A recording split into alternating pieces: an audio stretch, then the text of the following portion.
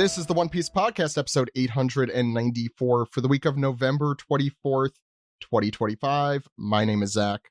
And my name is Ed. And on today's episode, as I was going to say as usual, but he's our very special guest, the translator for One Piece and Weekly Shonen Jump and Manga Plus. His name is Stephen Paul. How's it going, Stephen? Hey, everybody. It's going good. Good. We have lots of special guests with us today. The musician behind our the music you're hearing now on our podcast, as well as a writer for many wonderful publications. We have Kirsten Carey with us. How's it going, Kirsten? Hello, it's going good. And where are you coming in from? Yeah, I'm coming in from Osaka. I moved here. That's why I haven't been on the pod in several months. Excuses. Yeah. Well, no, because now I have a real job, so I can. I wonder if they still have the Mugiwara store in Osaka in that mall you went to. They sure do, yeah. Well, they have one in the Daimaru near Osaka Station is where the Mugiwara store is here, but they have several Jump stores as well. So. Cool. I love Osaka, and I never spend enough time there. And by enough time, I mean more than 24 hours at a time there. We spent a night there drinking Strong Zero on Dotonbori Bridge. Yes. That sounds like a good night. Well, we also got thrown in the air by... yeah, you got the Trump Steve got thrown in the air by salarymen, yes. Well, it's not just Steve. Me and Greg also got thrown right. in the air. Yeah. It's Hey, all how on dare video. you? That's thrown in the air erasure right there. We also have our contributor, Ken. How's it going, Ken? Hello, thanks for having me back. Have you been thrown in the air by anyone this evening? No, I have not. I long for that feeling, but it just And we has not. definitely couldn't keep Ken off the show today. We'll see why. Oh, I didn't even think about with that color spread, you couldn't keep me off, definitely. Okay. Yes. Well, last but not least, special guest joining us once again, Golfer Gare is back. How's it going, Golfer? Howdy, how you guys doing? Good. Always great to have you back on the show. I think the last episode we did was very well received, which I'm not just saying to segue into the fact that you should listen to it. It's raise our flags, raise the flag. I think it's raise the flag. You could check out that episode wherever you get your podcasts and YouTube, where we talk about all the crazy going ons in the world, which have only somehow gotten more crazy with Dr. Gomez or Dr. Bentlin and Golfer here. So give it a listen if you haven't.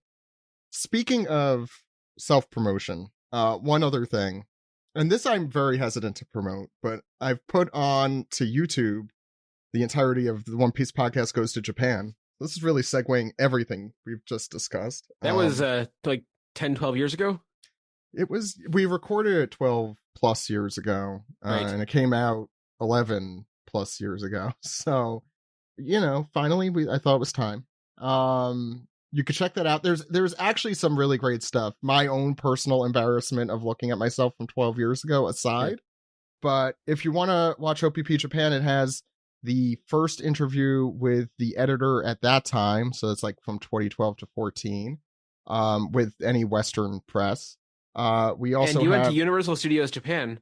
We saw the USJ show, which at the time was a real novelty. I will underline. We also have interviews with Oda's one of his middle school teachers, homeroom teacher. We went around to all of his old schools and talked to them.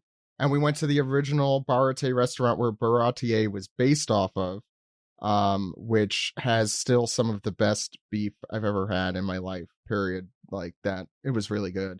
Where the guy is convinced he's based off of Sanji was based off of him, but Zeph was definitely based off of him. So check that out, OPPjapan.com or now on YouTube. Enough of self-promotion. Let's do other promotion of One Piece stuff. Wait, real quick. Yes. I did go to the USJ show this year, and it did kick off by Usopp coming in on a jet ski. Those shows are pretty awesome, I gotta say. It was great. It was really good. Forgive my footage from 12 years ago, but you can't do that wrong. A few other bits of One Piece news. The English dub of the latest batch of Egghead episodes 1134 to 1143 are going to be coming online on Crunchyroll on Tuesday, November the 25th, so a day after this comes out. So you should. Why aren't you watching those now? I know. You know what? Listen to this, then watch them. You should be watching. No, that's not anymore. No, That was the slogan. Now you could be watching. Maybe, I don't know. Probably something better than that. The big news, we don't have Mike Patton here to really revel in it, is that the NBA is doing a collaboration with One Piece, even more so, which features figures of Luffy in Grizzlies, Knicks, Lakers, Celtics, Warriors, Bulls outfits. There's also a picture of Eneru wearing a Oklahoma City Thunder shirt. That's pretty jersey. That's good. Yeah. Perfect.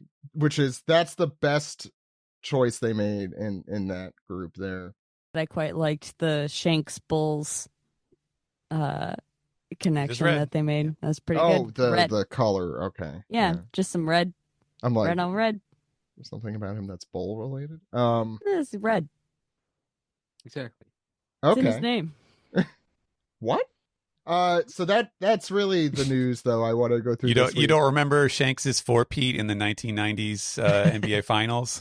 Actually, now that you mention it, yeah, 2 3-peats. Anyway, non-consecutive. Let's always sports with all you people. Let's go into the manga recap for chapter 1166. Yes, I knew what I was doing. 1166. New stories. We also have an anime recap, pieced together more. We'll see you on the other side.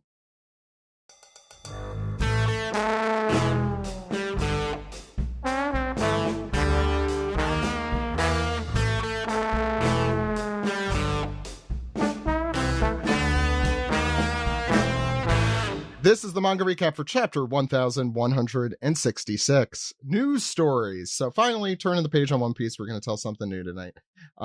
This chapter and all chapters available at shonenjump.viz.com or mangaplus.shueisha.co.jp. I was joking. That wasn't true. We're going to talk about One Piece tonight. Ed, what's going on the cover of Shonen Jump?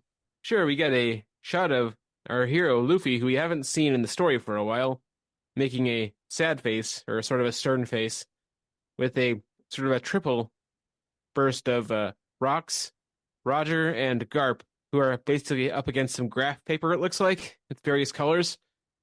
And you can see how white Rocks' hair is, and it's like he's got like indigo streaks in his white hair. Doesn't look blue like Buggy's hair at all. And Roger's smirking, and Garp has got his big jolly face. Well, Ed, it's funny you mentioned that. That's the first thing I saw online when the colors for Zebek were revealed. Like, oh, it's kind of bluish, whitish hair. And if you mix the blue and white together, you can kind of get a light blue like Buggy. I just rolled my eyes off the internet. Yeah. It's white hair with indigo streaks. It's very dark blue. To be fair, like, since I put so much stock into saying that hair color should not be this X is related to Y, for the same reason, I should also say that just because the hair color is different should not necessarily completely negate that X could be related to Y. So there's the hope for the people who have that theory I really do not endorse at all. We keep talking about how like the world government, like, how did they not know Blackbeard is his son? Maybe they just go by the hair theory. Like, oh, it can't be Blackbeard's son. It's not white and blue. It's completely different color. That's true, actually. That's the tip off. Blackbeard dyes his hair? Oh, that would be funny, actually. and then Emu's like, oh shit. Yeah, we got let me read it here. Based on a request, Yamato and Otama collecting leaves and baking sweet potatoes with tanukis and foxes by Naoyama finished the yard work. Yeah, I wonder why they thought of this. Yeah, collecting leaves, yeah. Oh, I thought it was just a way like to tell their parents, see, I finished it. Yeah, the one tanuki kind of looks like he's doing a ninja Raizo pose there above Nami's head. Nami's lovely sort of Dennis Rodman silly ass hat. The Jamiroquai, I think, is the Jamiroquai hat. Yeah, she's so hat. Right.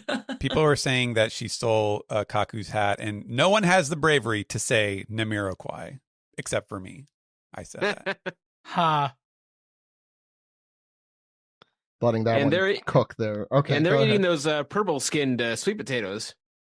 It's a- Taro? Is that Taro? Is that what that's Not called? necessarily. It's their Versus- own. Those are version. it's a very Japanese thing of like the purple-skinned sweet potato. It's got orange flesh still. Satsuma imo is what they call them sometimes, and yeah. And we got in Osaka, there is a man who will drive around. Actually, I think it's a recording, but I like to pretend that he's just singing through a speaker, and he has these like yaki imo, like in this, but there's just this song going, ya imo, ya imo, over and over and over again. And I hear it at least a couple times a week. So I feel like a fake Yamato fan here because I don't understand what the 15 on the sweater stands for unless they are the 15th straw hat and I can start coping again. Ichigo. Yeah, I'm not really sure what the 15 is from. Oden Isoro is like Oden's kind of I am Oden. Yeah, I sort got of that phrase, right? Yeah, give Yeah, him but some, I'm not sure give what him some 15 credit is. here. Yeah. Yeah, I figured. It's very cute though. I think Steven, it might have been you. And Yamato's potato looks overcooked. Or Or that's it's the foil. I thought it was Yeah, it's the aluminum foil. Yeah. Steven, I think it was you who posted in our Discord the progress of this color spread. Yeah. And Mhm. Yamato was at the focus for a lot of the ideas Oda was drawing, and I was very excited. Like, yeah, they're still front and center here, but like there was so much more Yamato focused ones in there that I'm like, oh, we were so close. But I love this spread; it's absolutely gorgeous. Yeah, I love Yeah. the It's foxes so great. prancing on the bridge in the background. Yeah. Yeah. As an adult, fall has definitely become my favorite holiday, favorite season, and my favorite holiday. It's kind of like a holiday. Yeah. Well, because it lasts just as long as a holiday would usually. And Ed, I was gonna make the joke since you said we hadn't seen Luffy in a while, and I was gonna say, oh yeah, he's wearing glasses to show that time had passed. That's how we know. And Luffy has burned his hand trying to eat this Well, that doesn't surprise me. hot potato. It's interesting that it's only the Straw Hats pre-Alabasta too. There's no Robin, Frankie, any of the others. They kept it kind Yamato. of simple. Jimbei Yeah. or Brook. Oh yeah, Yamato's there. How can I? I'm losing all my credit in Tama. this color spread. Yeah, Zoro took a break from his trucking job to enjoy a snack here. What is the But hat? seeing him in jeans is wigging me out. Like it feels so unnatural. Yeah, I know what you mean. Yeah. Yes, Nami's jacket appears. It looks like it probably says "Any port in a storm." Yeah, that's on, you're on right. the sleeves. Yeah, you see it in so Yeah, unless it's something funny, that's probably what it is. Yeah, no, this is probably a new favorite. And- We don't have a ton of autumnal And looks color like spreads. I looks feel like Luffy is wearing it. We have the football one, the American football color spread. That's in one of the calendars. It's or a Kill Bill-ish type. He's wearing an Adidas tracksuit. It looks like. Yeah, Yeah. that's it. That's it. That's the correct answer That's there. good. Yeah. Any other comments on the color spread? Otherwise, No, it's very pretty. okay. Snoopy Very glass timely. is cute. Well, it would have been timely a few weeks ago. I'm going to be honest. It is still timely in Japan. It's not quite the koyo, the fall colors are not quite crested. To be fair, they only have seasons in Japan, so that makes sense. That's a dig more on Japan, thinking that they're the only ones. I mean, it's mostly just summer now in Japan. So. Okay, well, I'm gonna go cry in a corner. Yeah. Ed, what's the first Yes. page? Sure. Yeah, we have the sort of the crackling, the black crackling hockey is there still, and you can see Roger with his sword stuck in the ground. He's lying against a rock, and rocks is in a pile on the ground here, and it's started to rain, and there's a zhzh of sort of, I think that's the crackling hockey in the background. Oh yeah, Garp's there too. I didn't even notice that. Yeah. And you can hear Rock sort of weakly coughing, and you hear the sound of the rain. Shh. And we see Roger there with his sword stuck in the ground by his side, and yeah, Garp face down on the ground. Blood trickling out of the hairline as it does. And close up, top view of Rock's face on his back. He says, or he's thinking here, will I leave this island alive? Yeah, well, he's noticing too at the top that the curse seems to have worn off because it's now normal Rocks again. Yes, his teeth are back to normal. Yeah. Yeah. And it looks like he sees figures in the distance. Is that I see Garling's hair in the middle. These fucking Cenobites walking up on him. That could be anyone's moon-shaped hair. Hey, the Adobe Reversi is kind of the lament configuration. Mac tonight finally making its appearance in One Piece. Oh, we have mentioned that many times on the show. Yeah. Don't even. Oh, this is a group of this is the group of celestial dragons here. That's the Holy Knights. Yes, the Holy Knights. Well, they are also those. I forget the one with the sharp teeth. What's their name? Oh, that Maffy? Maffy. Yeah. Or if you're British, Matthew. And Summers is there, and so this is continuing Rock's internal thoughts. Oh, right. I forgot to say one thing. I'm glad you stopped me. So Garling is poised over Rocks with his sword at his throat. And Rocks continues, thanks, for stopping me. And shunk. And we get the spurt of blood, apparently, probably. Okay, is this me here, Zach? Yeah, you could finish this off as well if you want.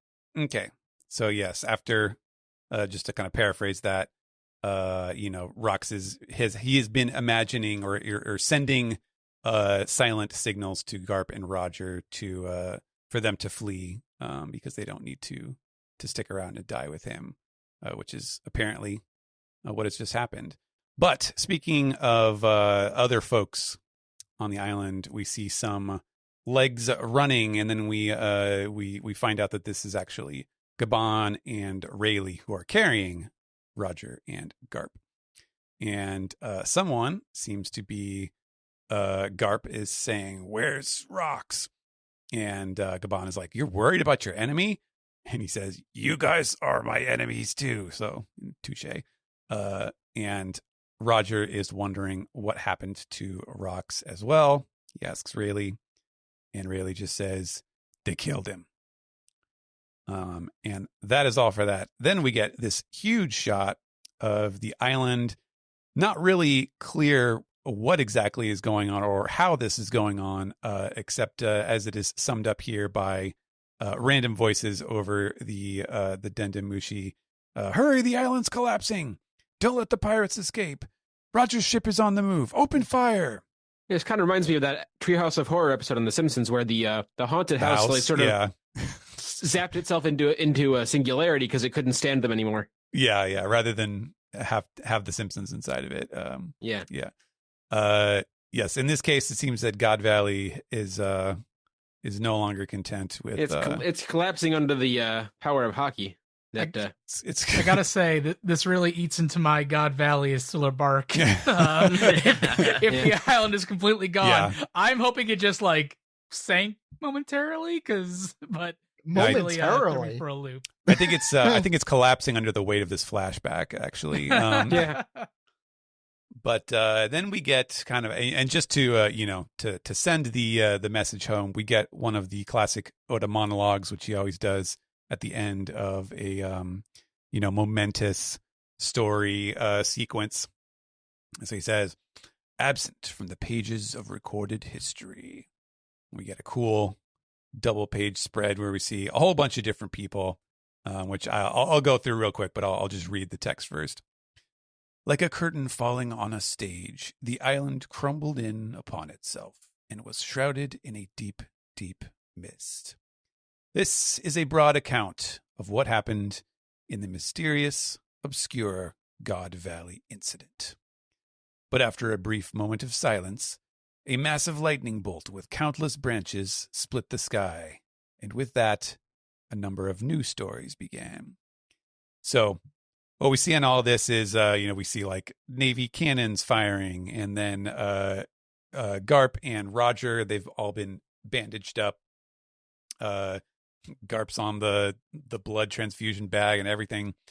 Whitebeard is there, Big Mom is there, and they're all they all kind of have like different takeaways, different emotional reactions to what's just happened. Like Big Mom kind of seems excited almost, which is odd.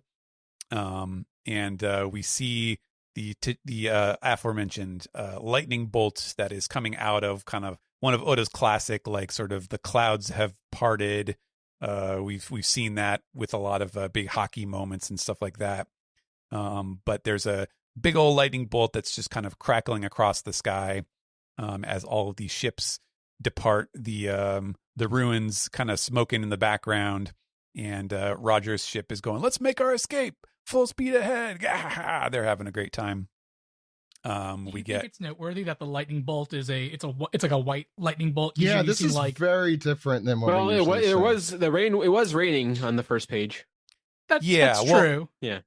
Yes, it's true. I mean, I guess I would say usually I think Oda's style would be to at least give it an outline so that you can see, because it just looks like, they just slapped down some whiteout to cut over which is, I mean, that's literally like how they would do stuff. Yeah, that that makes sense. Yeah. I'm just saying it's not like the black hockey lightning we've seen split the sky before. No, no, it's definitely not the black lightning. Yeah. Which I think makes sense because that was still crackling on the ground on the first page. Yeah, yes. Yeah, correct. Yeah, he reserves that for like when it's actually, characters going up against each other, and this seems to be more of a nature-wide thing. And yeah, we see Kaido look in his goofy dragon form. Dragon. I'm a regular dragon. The human dragon, I should say, who is bloodied, but he's on the deck of the ship. Little baby Shanks, who is just snoozing away, very, very cozy on a pile of hard metal coins and jewelry. And then Ivankov and Ginny are administering to Kuma, who's kind of knocked out. I'm sure he's tired after all of his heroics. And lastly, little baby Teach in his mama's arms, wherever they are now. With like a single tear. Yeah. Poor guy. Mm-hmm. The how much Roger looks like Ace in this spread made me very emotional. He is like transforming more into Ace somehow during this flashback. To a point where it's like kind of annoying me. Yeah, like... his hair is getting more Ace-like. Yeah. The hair. No, he's got everything. It's just, he's just Ace without freckles at this point. And you can see his mustache starting to grow in already. Yeah, he has a little stubble of a mustache starting. Yeah, the stubble's the difference. It's all in the stubble. He gets Shanks, I'm a dad now, trying to grow the stash. That happens a little before, but he has a feeling. It's a fatherly intuition. Yeah. Kirsten, yeah. Sorry. Oh, my turn, yes. Yes. So cut to the Roger pirates talking among themselves. We still gotta wait? Yes, not until Roger wakes up. Hurry up, Captain Roger. I want to open those chests. And then there's a click of a door as the slightly less ace-looking Roger comes out of the infirmary and his whole crew shouts, Roger! And he says... Is that Gloriosa there? Yes, it is. Gloriosa. Wiping her brow like she's done some amazing, medical work instead of the ship doctor or whoever. I wonder if... who's that guy in the hat behind her? Is that the doctor? Perhaps? I don't know. I would guess, yeah. Well, Crocus doesn't join until later, right? Yeah, Crocus is for like the explicit purpose of whatever disease that he gets. Yes. Yeah, his last year of living. Yeah. Mm-hmm. So he's not there for that long, Roger coming out says, sorry to worry you all like that. And they reply, good, you're better now. Anyway, check this out. Roger says, Were you really worried for me or not? Treasure, And then, Roger. Priorities. And then we get a very adorable shot of Rayleigh and Shockey. Rayleigh's face is very clearly not trying to... He's trying to hide how pleased he is. Or alternatively, he's staring into the middle distance, pretending to have an emotion. Yeah. He's the real winner here. He really is. That's his I think version of that. Shockey is the real winner. Of the Yes, Fishman both Island of them. Luffy look, the blank-eyed Luffy look. That's Rayleigh's version of that. Hey, look at this guy who has like Magellan wings. I did And not look at notice all that. those. There's hearts just floating off of him.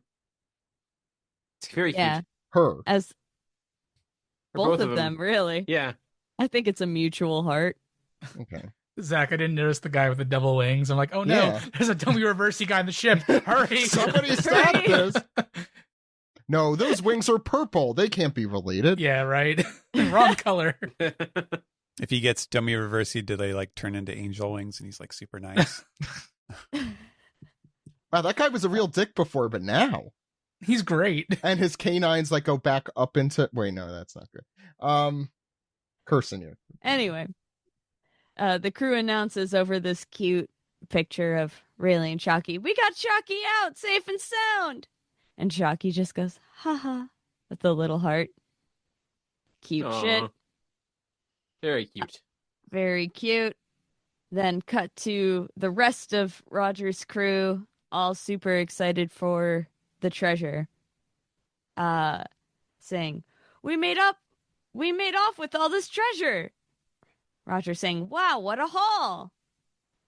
And then there's a fwa, and Roger goes, hmm? And then from the treasure chest itself, we hear a da.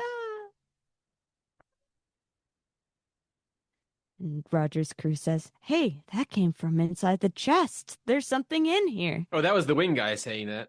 Yes. Wingman.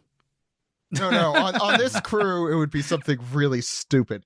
I can't. Varence B. Wingman says, careful when you open it. Did you say Barons or Varens? I said Varence. Varens. The name Varens. Okay, Varens. Yeah.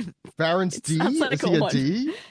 B. B. Oh, thank God. Yeah, not a D. Okay. No. Mm, But he wants to be. we all Wants to do. be. Oh, that's why. Yeah. Yes. Mm, Yeah. I don't like any of it. I pre-thought all of this. Anyway, That's how this podcast works. there's a click as Roger opens the treasure chest and he audibly gulps. And then there's an absolutely incredible shot of all of Roger's crew. They're all saying the name of that one chapter from Egghead. Wasn't it just A? I do not remember. That's for like 3 other people out there. What? Baby. And Somebody This is- left a baby. This is where babies come from, guys. Treasure they come from chest. treasure chests. chests. Because they're our treasures. The hell is Captain John doing there? That's not... Oh, That's Spencer. is that really his name? Yes. Wait, Is he the really? last name? Yes. Yeah, that's Spencer, they the look blonde guy. similar, but Mhm. Yeah, Spencer has bangs. Like Yeah, come on. Spencer has Oh, bangs. my- Everyone knows Spencer has bangs.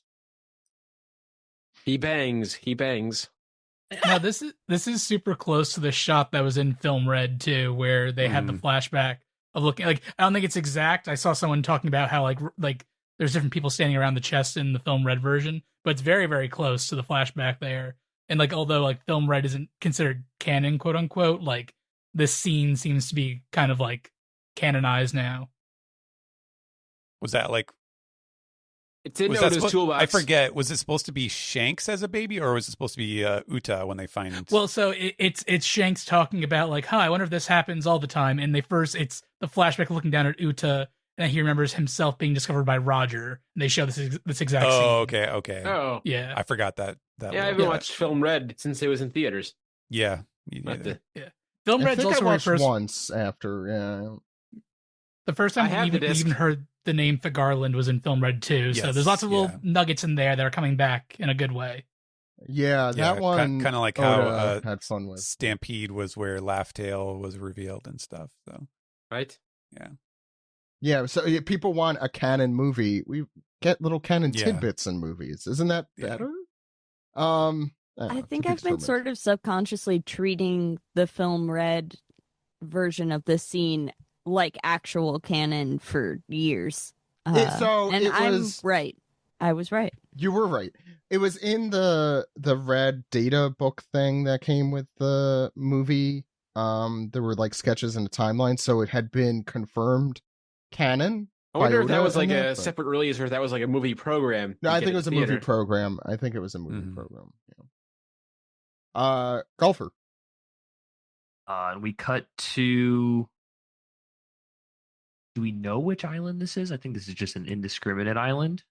It's not Hachinosu, which I kind of thought it was at the beginning, but it's not a skull shape. But we Yeah. see the downfall of the Rocks pirates. The story, of course, was heavily sanitized and prominently featured the exploits of Garp the hero. And we see a couple of folks reading newspapers. The Rocks pirates are done for. We see a guy cheering that looks like a more real version of like what Teach would grow up to look like. At least that's what If you just with his expanded hair. him, like if you just hit him with the age ray and he didn't become Yeah. Blackbeard.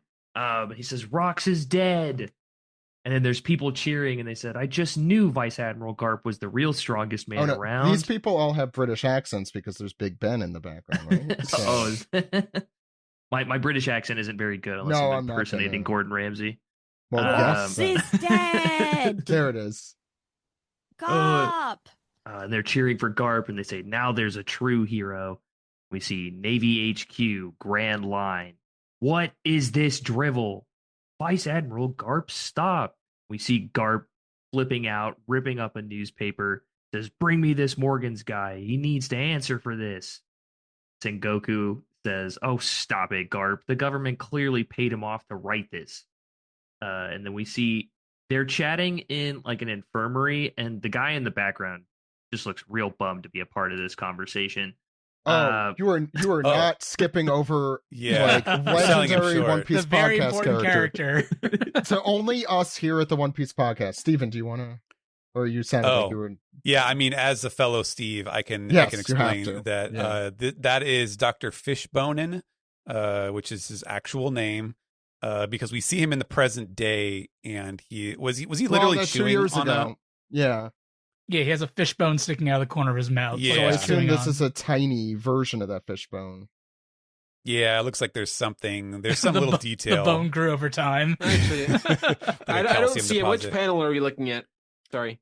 The first ta- panel on page 11. Page 11. Yeah. He is- So yeah, go ahead. But he's important to us because Steve got to voice him his like one line of dialogue that he has. Two. Sorry, Steve. I was cutting you short by 50%. I don't know how much, but But yeah, Steve Yurko does the voice for Dr. Fishbone, and so we'll see if they get him back for this scene where he has all these lines of dialogue that we're seeing. I do want to say I did so much not know. lore. I did not notice how he just looks like Onigiri in like this, and the hair. he does then too, because the hair. But what a character! So much lore, Unforgettable. unforgettable. If you missed him, how could you call yourself a true One Piece fan? Really, Golfer, please continue.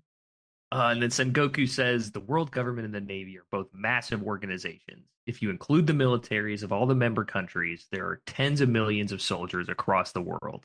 It's impossible to be completely aware of what every last one of them is doing. So when I notice that the upper management is doing something insane, I can just look the other way.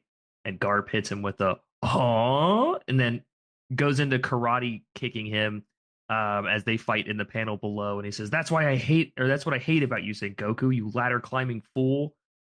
Sengoku says, Accurate. "Shut up. What is barking from the bottom of the cliff going to accomplish?" There's, unnamed Marines, unless you guys know somebody who voiced them in in the anime. Oh yes, that's Stop Marine it, you A two. and C of the I don't know. Chadley and Bradley. Oh, Chadley and Bradley. That's a Or stop it. they're That's, good friend. They used to be good friends with Varensby Wingman back Or in the Andre and Condre.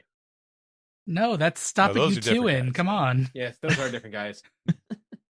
And then Garp and Sengoku are face to face, and he says, "If you turn out like them, I'm gonna kill you myself."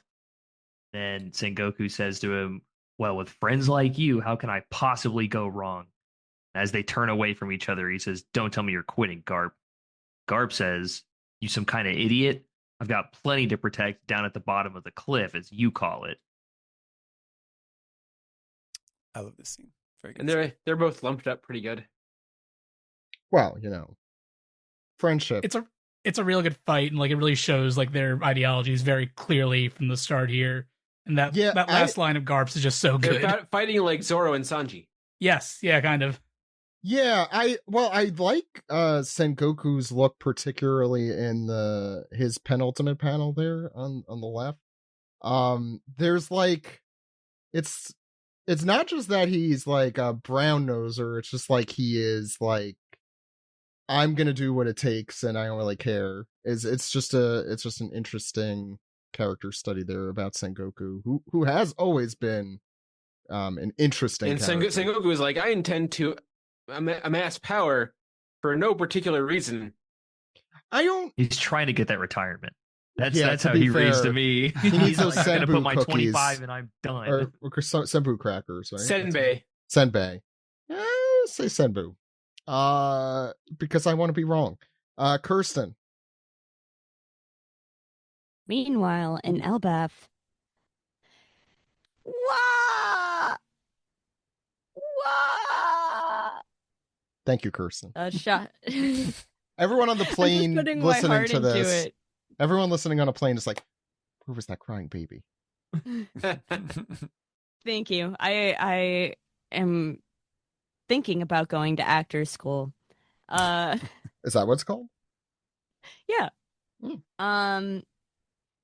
A large shot of the island zooms in, and we see it is our poor little guy crying here. And he hears rocks in his head. Loki saying, "You're back again?" And Rock saying, "I'm not taking you with me. How many times do I have to say it, Squirt? You really think I take kids onto my crew?"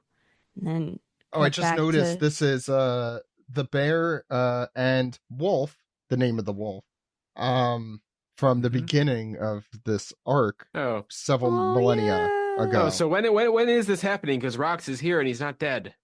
No, he is dead. This is flashback. Loki remembering back to when Rox was here in the past. Yeah. Remembering and crying and hiccuping. And he remembers Rox saying, "Ugh, what a mess. Ignored by the guy whose attention I want and followed around by some annoying snot-nosed brat instead." Literally snot-nosed in this one. Yeah. Poor guy. And in the flashback, Loki says, "I think you're Nika, Rox." And Rox goes, "Nika?" I just think he's Nika. I just think he's Nika. Is he holding a sweet potato? Yes, he's holding the sweet potato from the color spread. Oh my god. Kirby? Nice. Yeah.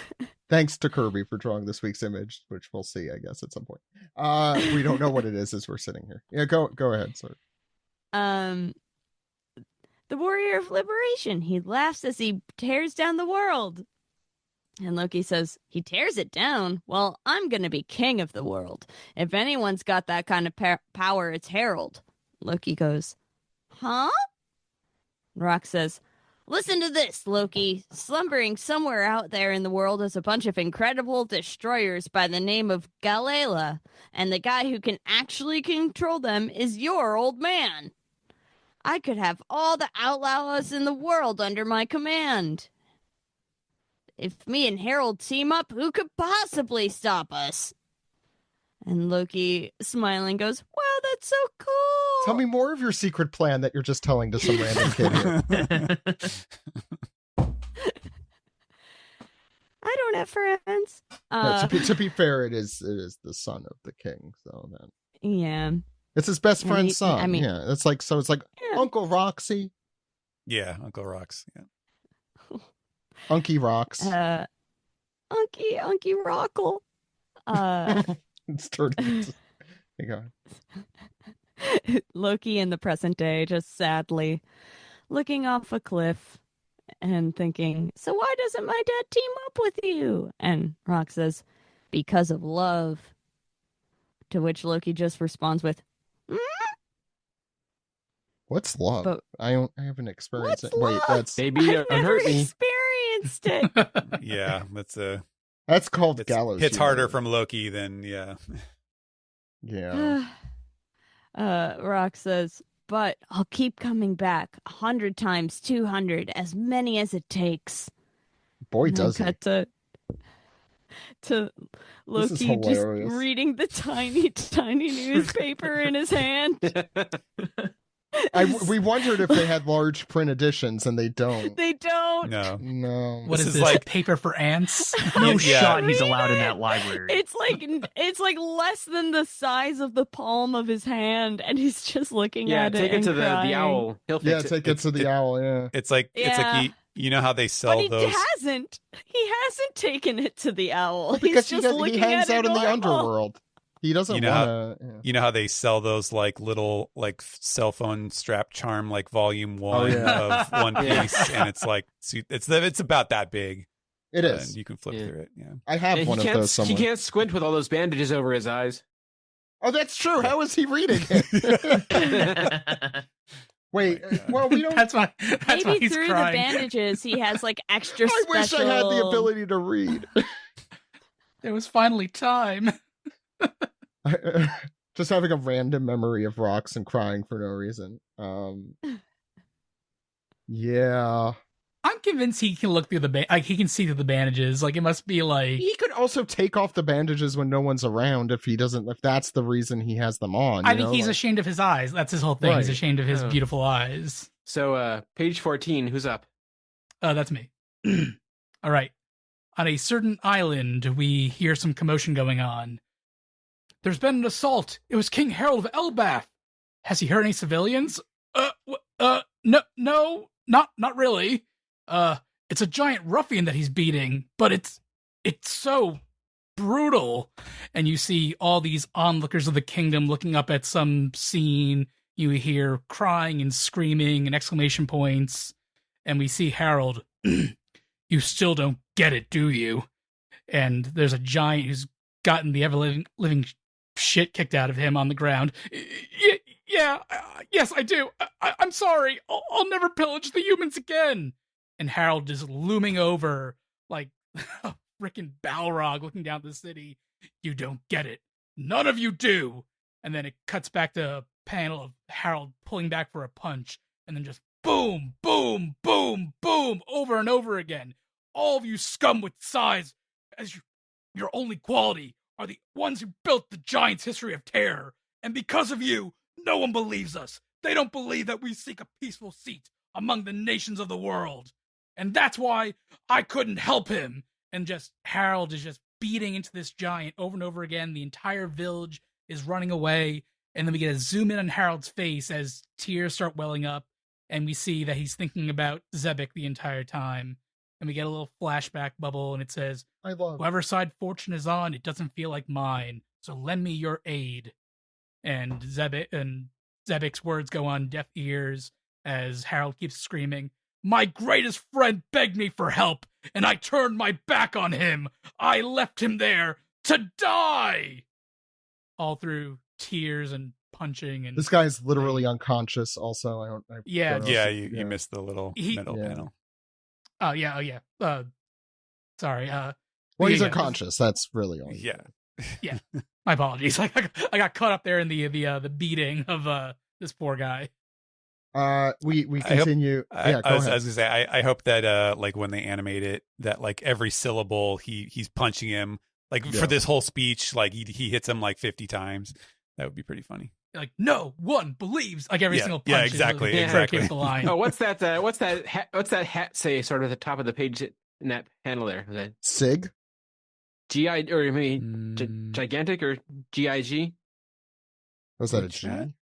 The one flying in the air in the middle. It Oh, does look like it just says gig on it. yeah, or maybe Sig. Yeah, I don't thought know. that was an S, but Yeah, might it be- looks like an Arale like Dr. Slump hat. It kind of does. I do want to note also that it is funny that we started this flashback where Harold was the one who was being the ruffian, beating, like yeah. the self-awareness there might not be, Mm. Yeah. Yeah, or I he's- mean, I understand. He's his describing himself at the beginning Yes. of this flashback. point. He is. Mhm. Anyway, And he's not that guy anymore. That's his point. now He's I trying to set cannot. an example. But is he? Well, and he's undoing all the goodwill he's beat up. Like he's trying to prove the Giants are not violent, and here he is. Yeah. Like even though Beating it's up- not against Yeah. humans, but he's beating up this poor guy who's like he's had enough. And This is also what you get for being destroying, violent, and also destroying the town in the process. Yeah. Seemingly. right? Now he It's says, like when a parent is punishing like a rowdy kid in public and they start like yelling at them and causing more of a scene than Yes. the kid was actually causing. Oh, yeah. Exactly. yeah, This I hurts am- me more than it hurts you. No, that's that's a a different darker way to. Anyway, now he says, "Now I cannot turn back from this path. I refuse to overlook the evil of the giants." Screaming into the distance here, and we see everyone's reactions, which is, "What the hell is this guy doing?" Meanwhile, the king of the giants has become deranged. So says Big News Morgan's. Morgan's coming in with the occasional truth. Yeah, well, that's how you tell a good lie. You have to tell the truth in there. No, the Um, truth can be the truth, but only when it's convenient. Yeah, Eh. it's not a lie if you believe it. That's my Seinfeld reference for the day. I'm done. Navy HQ or Marineford, I believe. In the underground cells, so not Impel Down. I want to make that clear. As we see Garp talking to his son for the first time in the series. Is this true? Like seeing the two of these I think guys? that's true. Which He's only alluded to it one other time. and when was that?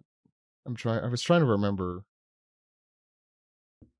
Stop putting Golfer on the spot. You could come back. I could come back to you. I don't want to. Okay. While Golfer gets that. Yeah. So it's only also quarantined to like half of a panel at the half of a page at the bottom. I found interesting. Anyway, he says, "I'm quitting the Navy, Dad." No, but he has legitimate reasons. I'm sorry. I gave it that kind of. Anyway, I know. And on that topic, I'm disgusted by you. And you see Garp closing his eyes saying, "I know." And then he turns Dragon into a key. That he throws him. It's Mr. He Three. throws him a key. Oh, so yeah, earlier there he was, I think, opening the door with that clank there, and then he drops the key after. Oh, Yeah, I couldn't tell if he was like rustling for his key in his pocket, or if they were like closing a door behind him. I was assumed he having was trouble tossing following. the key to Dragon. That's what I thought. No, Yeah, I that's feel the like clink. That's the clink. But I'm trying to think of what the clank is at the beginning of that scene. Oh. Yeah, Yeah, this Oh. is like It's him this is like pressing manga. up against the door. yeah. This is like manga speed running of like how quickly can I convey this scene? Just Mhm. like over in 3 seconds. This needed more space. That said, I do like how they give the next page more space. Like, I'm not saying they shouldn't have. But this one needed, I think, a little more time. Although it is really Harold's story, and we'll get to that at the end. So we head back to Elbaf at Ida's bar, as Ida is saying, "Harold." That's all you could say today. And Harold's like, "I've made up my mind, Ida. Chief Jarl, it's time for me to set aside these half measures. Hyrudan, Loki, you are my sons, and I love you both. And I want you two to work together." That was Loki laughing. Mm. To support Elbaf after I'm gone. And you see the ship heading toward Marineford. As you see someone on the loudspeaker, "It's an Elbaf Royal Navy ship." What? And here Marine guy number 17 says, I'm very sorry, King Harold, but I have been instructed not to allow you to land. Not to allow you to land. Yeah, that's what I said. Not to allow you to land. Yep, got it. Golfer, save me. Then Harold is stepping on to Marineford and says, officers of the Navy and dignitaries of the world, please hear me out. Grabs both of his horns as his muscles flex and he rips them off of his head. Ouch. Blood spewing out from both parts of his noggin. All of the Marines are absolutely perplexed. And they're all saying, what? Yow. As Harold holds both of his horns out in front of all the Marines, he says, allow me this chance to atone for 1,000 years of history. I want to apologize for all the mistakes that Giant Kind has made. I wish to prove my oath of peace so that the children of Elbath can lead fruitful lives without hurting anyone, so that they can live hand in hand with humanity. I want a chance to atone for our sins. If that means I must be a slave, so be it.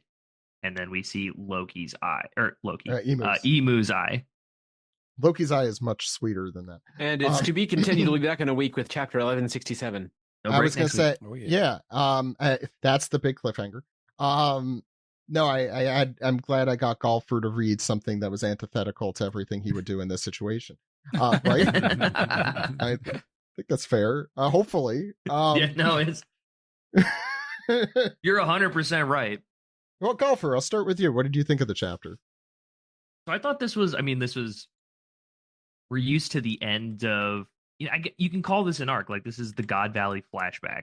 This is Loki's memory within Rox's memory. And we just get so many different perspectives as we round all of this out. And it feels like we kind of button everything up really, really quickly. It's nice to get little bits of answers of how everything kind of happened, how Shanks ends up on Roger's ship, how does Dragon end up leaving the Marines, what's the big inciting incident that is going to transform Elbath, how we know it now. And knowing this is like, we've known Harold is walking the path of willingly giving up his people for the idea of prosperity without truly understanding like what lies in front of them. Well, and it actually seems like, as I remember it, it's been a while since we've seen Elbath in the current day, but Elbath is sort of living up to that now with the sort of the children who know peace. Oh, are different than the children who know war. Yeah. Yeah. And so I thought it was really interesting and to round that out, like, especially with having the juxtaposition of Dragon right before this, to see the person who is willingly leaving. And Loki allegedly killing his father. Yeah, there'll be that as well. But with Dragon leaving the Marines, leaving this apparatus, and showing kind of like the fans of like a perspective of somebody, because we've had Garp for so long, we've barely ever known Dragon outside of he is Luffy's dad and what happens on Log Town, and then the revolutionary stuff. But to see the inciting incident for him to leave and have that perspective, and then we know Harold does not understand what happened on God Valley. Like, we saw all of this. He is seeing none of this. He was stopped from going to God Valley. And he just could read have the bullshit newspaper. Yeah, and he could have gone alongside Rox. Would his perspective be different if he saw what happened there? And if he knew the truth of what actually happened to his friend? And then just basically falling into the hands of Emu. I feel like it's going to be a tragedy of like what's going to happen to him. Like, it's going to take everybody else on that island, especially Loki, to stop from just being the ultimate tool for Emu and the world government to take over the world. It's a dramatic irony. Like, yeah, I mean, like, this feels like cut and paste that, because by feeling like he's avenging the, what he did, or like, trying to atone for what he did to Rox, he's instead doing the exact opposite. Mm-hmm. So yeah. Ed, Or Golfer, anything else? Did you have? No, okay. Kirsten, thoughts? Yeah, I mean, definitely echoing everything Golfer said. Like, it is sort of this sad, dramatic instance of just not just completely misreading the text and everything in front of him. Like, Harold should know better. Like, he had the information, he had the people telling him the information, but he just refused to believe it. Like, it's very frustrating.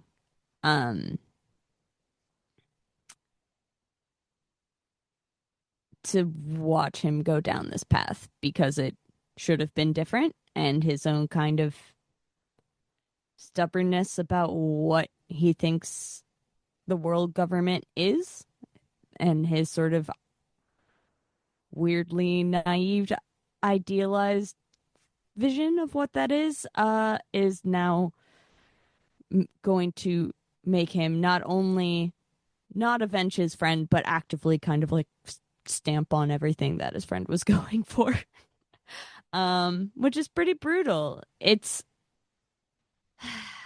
like, I feel like this whole God Valley flashback has been interesting, especially for the reasons that One Piece has been kind of in the global news,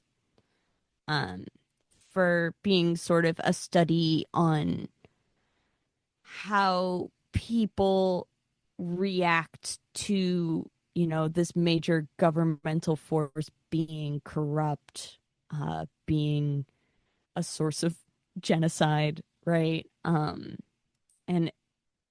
I mean, we see 4 different approaches in this chapter. Like, we see Sengoku having his, like, I turned the other way, pretended didn't see anything. We have Garp being like, I'm gonna stay low and try to protect as many people within the organization as I can. We see Dragon just leave, and then we see Harold go towards it, and with a misunderstanding of the situation. And I don't know, it's interesting. It feels very close to real life in many ways right now. So yeah, it's like, while I wish scenes like the Dragon Garp scene had far more time, because as you pointed out, that was the first time we've ever seen them talk in 1,166 chapters. I would have maybe liked a little more than effectively 2 panels of that. But yeah, I you know, I thought it was a very effective chapter overall. I felt the feels, and the Roger Pirates looking at little baby Shanks was very cute. Steven. Yeah, I do. I feel like I'm probably echoing what some other folks have said already, but it's a really interesting look, kind of a moment in time of a bunch of people, kind of reacting to and grappling with some very a very difficult set of facts that they can't necessarily control themselves. And you see how their responses to it, because they don't have the answer, they don't have the right answer, they can only kind of do they can play the hands that they've got, the cards that they've got in front of them. And you can see how their imperfect responses, and while at the same time still kind of being true to who they are as characters. And it's kind of, by at least by storytelling necessity, because this is all happening in the past, and the characters that you see in this moment in time can't have like the right answer. They can't have the solution and be able to execute on it, because then the problem is solved and there's no dramatic tension. This has to be explaining why we're stuck in the situation that we are today in the present. And that's why, you get these really interesting depictions of, like, Garp is trying to protect the rank and file of the Marines. Like, how successful is he? I don't know. That's kind of up for debate. You know, he's certainly not like stopping the root of evil that is causing all of this, but you know, you could easily say, well, he's not, even Garp is not capable of doing something like that. And Sengoku he's like many people who are idealistic and join, you know, kind of take the political path, but then find themselves kind of more at the whims of the game that they're playing than actually fulfilling the ideals that they had when they got into it, stuff like that. I mean, I think it's fairly nuanced stuff, and I think it's one of those things that Oda can do well now because he's, you know, 50 years old, and he understands a lot of these things better than you know, an artist who's like 21 coming up, you know, and has not quite had the same life experience. But you know, it's definitely a lot of shades of gray that we're looking at here. And same thing with Harold. You know, yes, he's making a tragic choice, but also, you know, it takes someone with this level of commitment to affect change in a culture like the Giants, and so he can't be the one to single-handedly solve their, you know, to make that break with 1,000 years of history. But you know, perhaps by this gesture, he is taking the first step towards seeing that dream come true. And yeah, it's a great chapter though. There's a lot of good conversations, good dialogue in it, and kind of really setting the stage for where we are coming out of the God Valley events. Ken.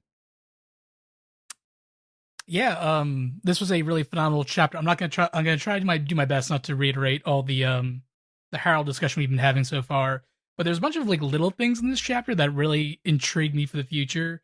Like even starting off on the first page, like we see that the attack that Garp and Roger did together, it knocked the dummy reversey out of Zebek. So now we know that it can be reversed, which I think is huge for the current events. That's double we negative. left off the story.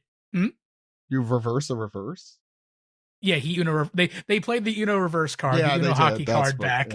Because he's fully cognizant at the end there. His teeth are back to normal. So now we know it can be reversed with enough hockey, or maybe other ways. But like that alone shows, okay, like our characters in the present, there is a chance they could be brought back one way or another, which I think has great implications.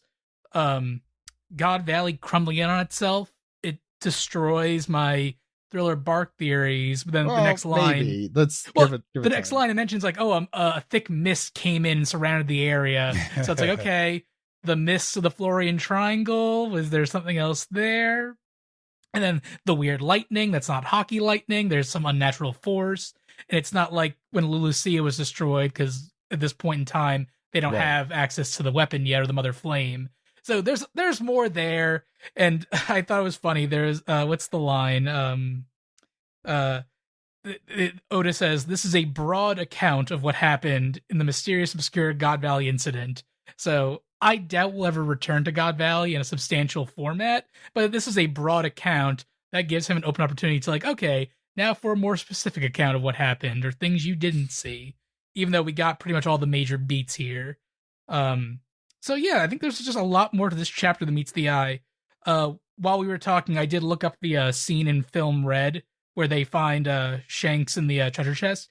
It's different in the fact that it's an older version of Roger, Rayleigh, and Scopper are Scopper. They're looking down at him. It's their older design, where in this it's their young design, which I think just for the movie, like Oda probably didn't know what time frame to set this in. And Roger should always have the mustache because of his freaking Jolly Roger, and we've talked about this a lot, but it's still annoying. Plus, like, this scene is like 2 seconds in the movie, and if this had flashed on screen, why did Ace have a baby? Like, it's True. Much easier for the visual. Like, oh, Roger found Shanks in a chest. That's clearly Roger. Let's move on. But it's just nice seeing that scene finally. Ace was Shanks's dad. No.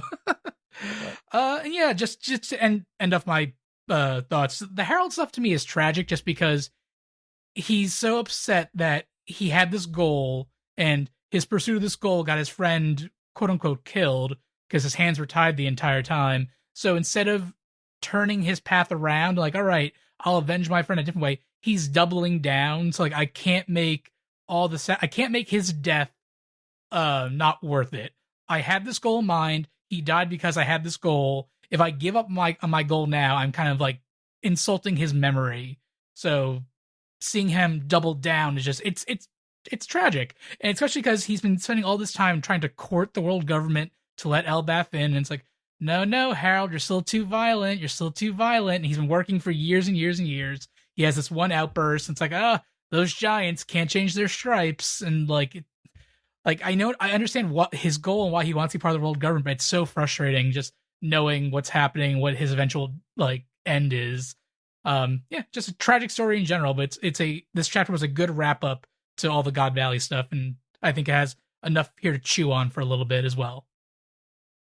Actually, what you said about the Florian Triangle and the mist from God Valley, I think you might really be onto something. I hope so. I'm gonna keep chiming about this theory until I get something out of it. Yeah, but, I think I'll start with that.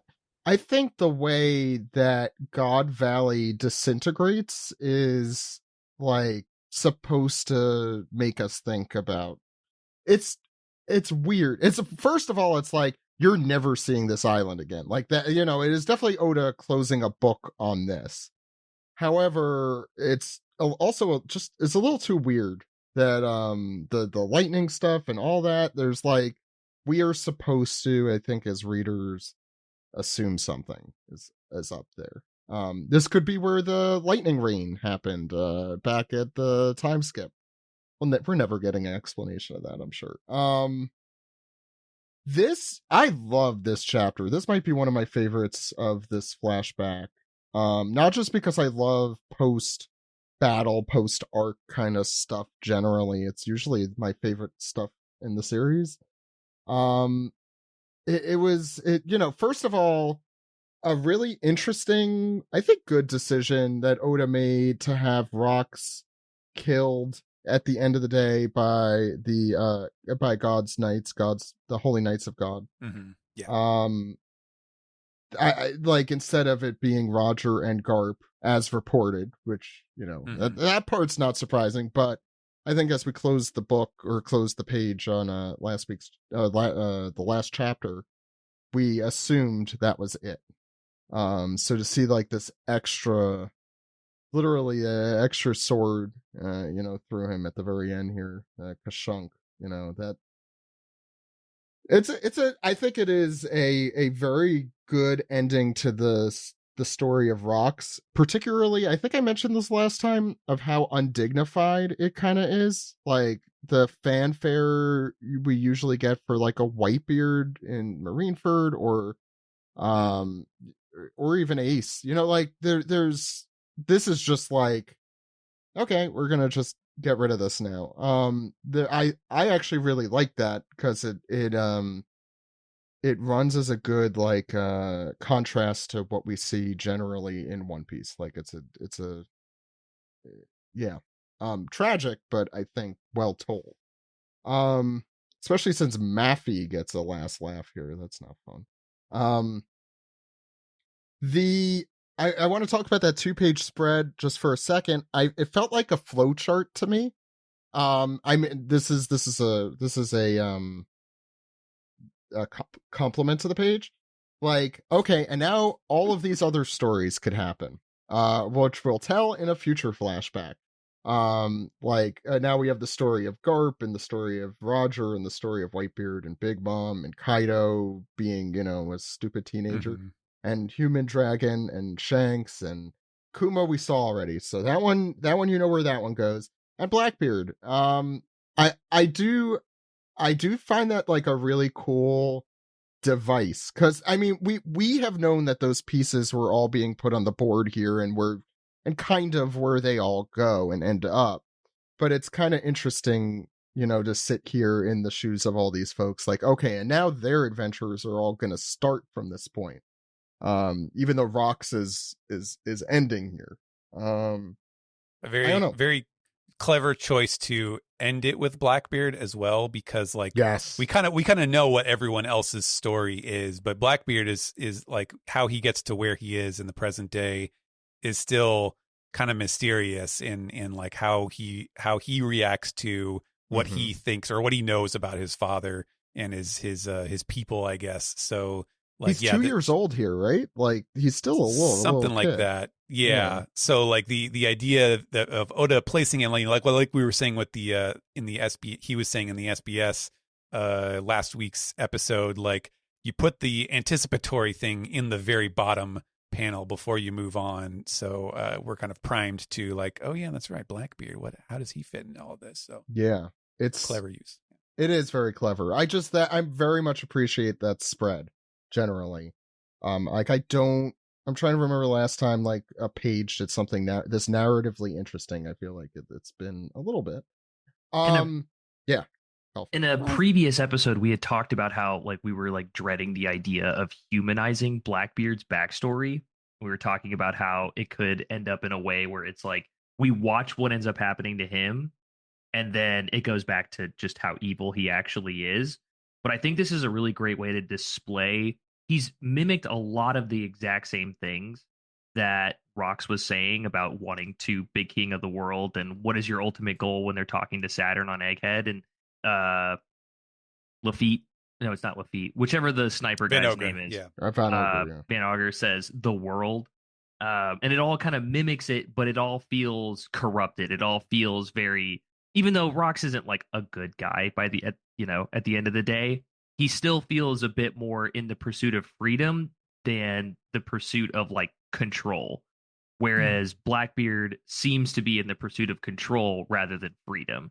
So we get to kind of see where the seeds of that, and hopefully we get to see what does his mother say, because by all accounts like they get away. Like what does his mother say to him? Like what Rox's ultimate goals were? How does Blackbeard interpret Rox from all the stories that he eventually gets, either from the world government as propaganda or other people that might have some kind of affinity towards Rox, like Loki has? Does he interact with anybody that kind of leads him astray from what his dad's actual goal was into what Blackbeard becomes? Just to piggyback off that real quick, we go back into this chapter, the talk between young Loki and Zebek, and he's like, "Oh, when you're Nika, you're the one who's going to tear down the world and tear down the walls." And earlier in the Elbaf arc, we heard like, yeah, there's different ways to interpret Nika. He could be the one that brings everything up or brings everything down. And the fact that Zebek hears, you think I'm Nika? I'm going to tear it down. He's much more positive. Like, no, I'm going to be the king. That's not necessarily me. I'm going to tear it down. And that's just a very different viewpoint that Loki's presenting as well. I think is interesting. Oh, Kirsten, please. I just wanted to note that maybe for the first time in series history, the dad died, but the mom's still alive. Eris, let's go. Give it time. Next chapter, no, we know he's orphans. The death of Eris. To be fair, everyone dies, so it's gonna happen.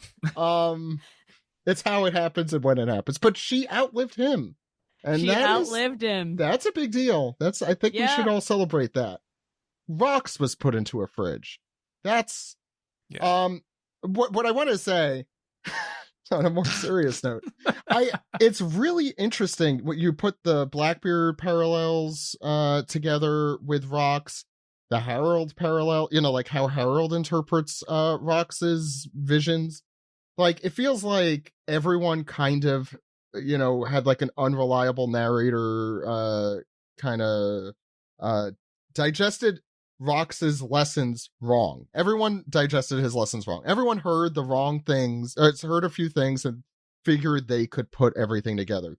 To be fair, us as readers don't know what was specifically going on with Rox, but what is clear is it's not what Harold thinks, and I think we could sit here today and say it's probably not what Blackbeard thinks either. Or at least quite. Though it is. So this is one of the other things. There's like this gradient of respecting the authority of the government or like the governmental structures that are really like prominent here. So you go from one end, like Blackbeard, for example, is someone, he wants to make his own country. We talked about that. He like wants to usurp an already existing like tyrannical kind of infrastructure.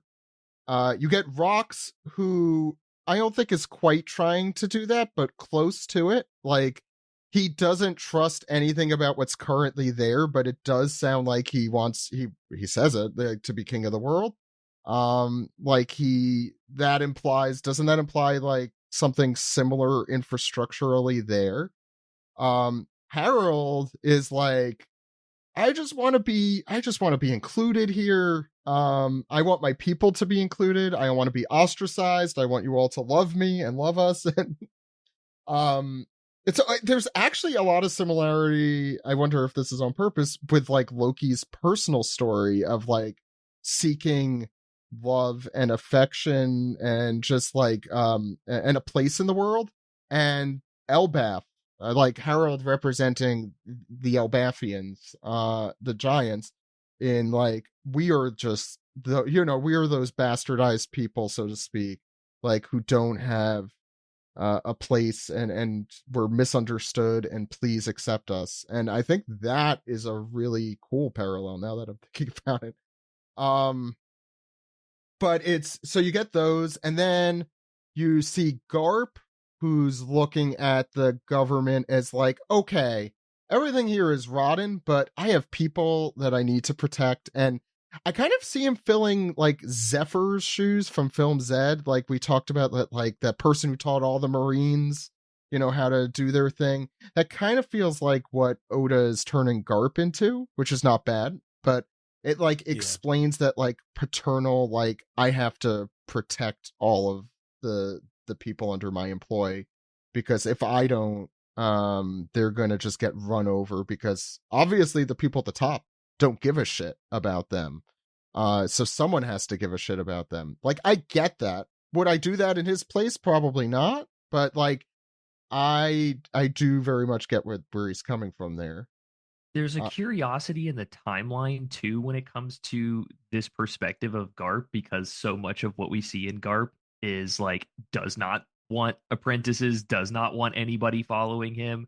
So he has this ideal of like, we have to protect the rank and file of the Marines, but he is like the biggest asshole to so many different people that we see. Like the whole Kuzan flashback, he's just like, dude, I don't want anything to do with you. If you come and punch the ship next to me, like that's your own business.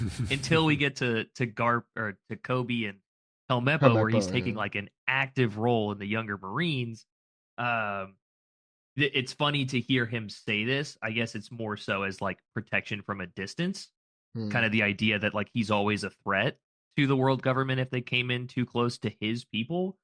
But then there's also the part where Sengoku is saying there's tens of millions of these people. Like the idea that like Sengoku can't police all of them. Well, Garp can only protect so many. Like he can only protect the people that he decides deserve the freedom in the Marines to not be kind of subjugated by the world government as employees of the world government. I mean, yes, I agree. I think Oda may be changing his like characterization a little bit, might be part of it. The other part though, like his relationship with Kobe is, I think that Garp kind of sees Kobe as like, this is what I wanted to do. Yeah, he's not just a future leader, but he's also like who I was like aspiring to be and never quite was able to. Like, not only is he like trying to not only is he trying to protect the Marines under him at the bottom of the cliff, I think is how he put it, but he's also trying to protect the nations of the world, like the citizenry, like that is his.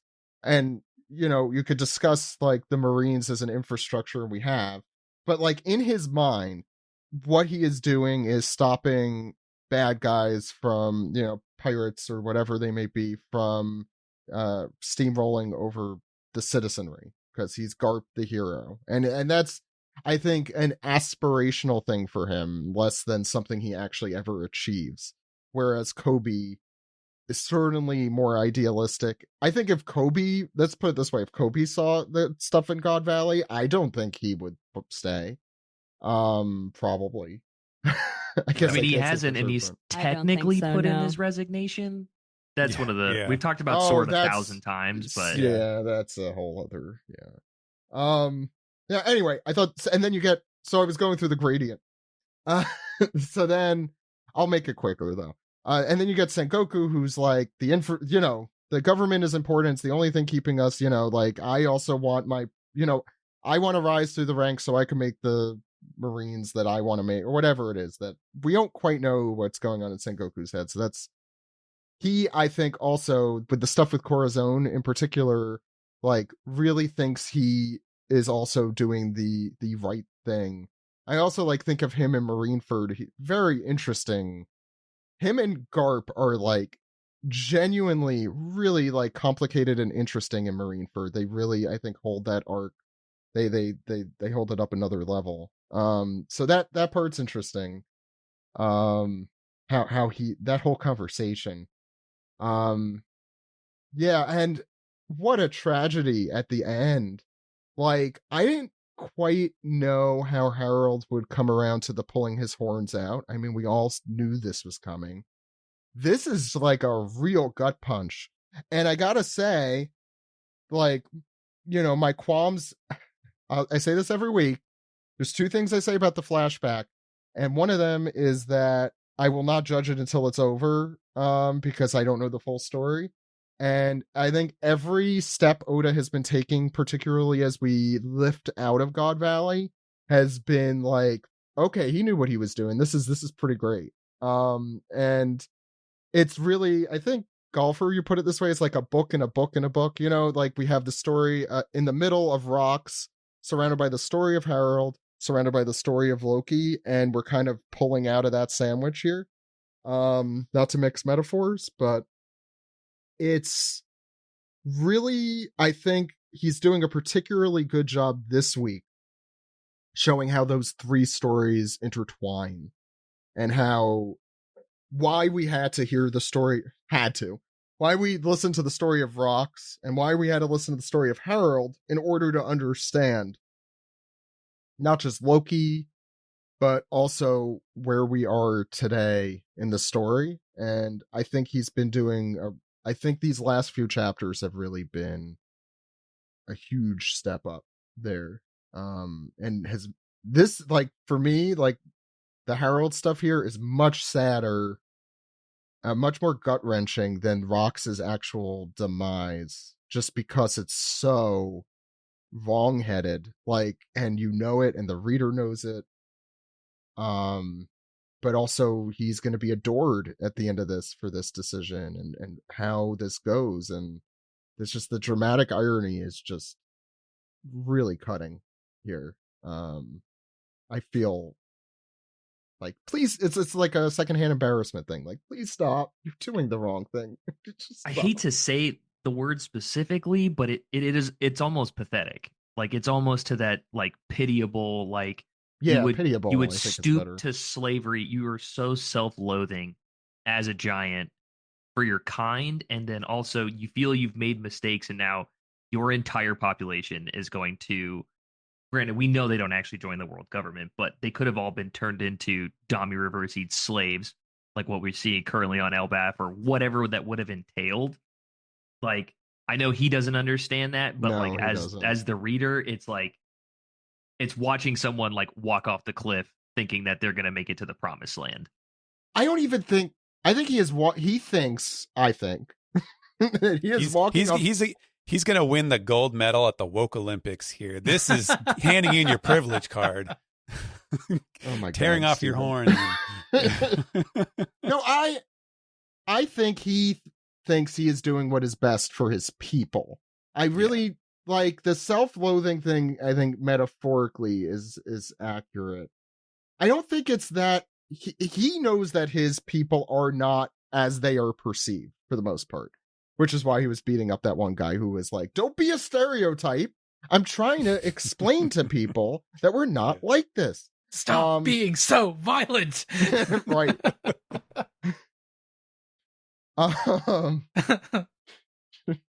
It's also a good title.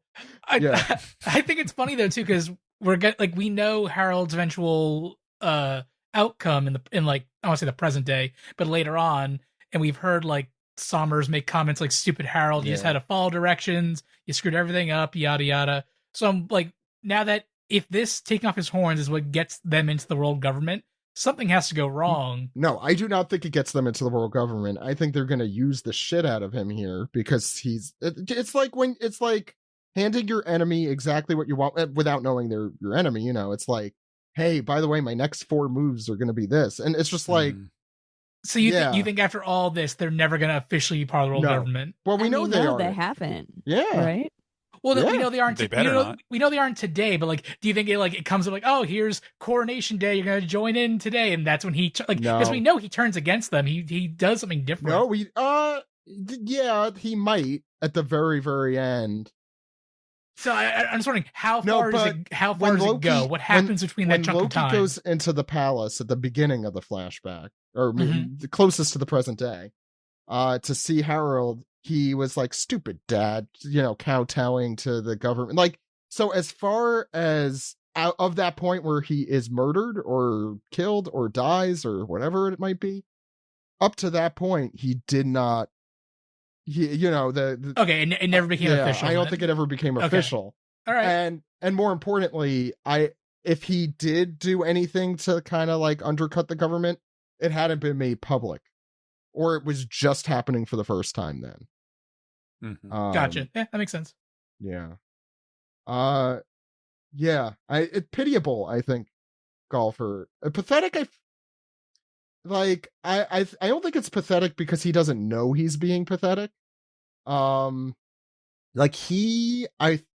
Internally, he subjectively thinks he is doing the right thing for his people. He's wrong. He's extremely wrong. And as readers, we know, like, it's pathetic, I guess, to us as readers, but I think he is in a pitiable position. And, like, he did have more information, though, than, like, the average world leader. Like, he was friends with Rox, and Rox was telling him, like, don't. The government's not worth it. And he didn't really, like, believe him. And he had, like, yes, I agree. I think Harold is just, what's tragic about him is he's so wrong. He's so misguided, and and we know he is going to meet his fate because of that. And in fact, like, the whole kingdom is going, he's like, it's the kind of the inverse of what we often see in the series. And generally it's this character who is perceived as a hero, trying to do heroics, and instead dooming himself and everyone that he cares about. Which is kind of the Alpaffian thing in the series so far. But he's living up to the, I might butcher it, but the Benjamin Franklin quote of, if you give up liberty for safety, you shall have neither. Like, he's just kind of delivering into exactly that. And the one thing about Rox, like, at least I feel like it's fair to have a healthy amount of skepticism of anything that guy says. Like, even if he was like, don't join the world government, it's like, have you seen his hair? You're Rox. Like, it's purple. Like, if there's anybody that's going to tell me not to. Yeah, he did lie about his name several times. At the end, I found out his name wasn't even Zabek, or what was it? No, it's Davy D. Zabek. Oh, his name wasn't even Rox. Why is he still calling him Rox? His name was Derek. I could talk about this for a while. I'm gonna choose not to. There's like some really meaty philosophical discussions like to be had here that we've already had many of. It is like we talk about Kirsten mentioned like current events in this chapter, and it is there's a lot of people in our country, I think, who are doing this Harold thing thinking it's gonna work. It's like what was it? Oh, I saw something recently. It's that we're like inching closer to someone made like a tweet saying something like, okay, but at Coronation Day, I'm gonna be so angry when I'm on my knees about this. As it inches closer to, like, at what point will you actually stand and say, okay, this is wrong? And I guess for Harold, we're going to find out at what point he actually makes a literal stand and sees, I guess, the government for what it is. Because despite having been told, he does not believe it. But he will. He'll learn. On a larger note, like, you know, as One Piece is getting kind of like folded into real world events and being used as this iconography for protests around the world, like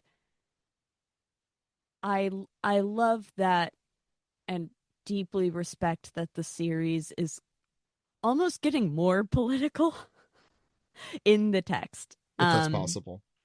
If that's possible. Like, yeah. It is Nothing but commendable. respect for Oda, yeah. I think Golfer, we must have mentioned it. Like we talked about like our fear of the series losing political identity for out of fear of like instigation, of violence, or which we discussed, but it is kind of interesting seeing him double down the other direction. Oda, not Harold in this case.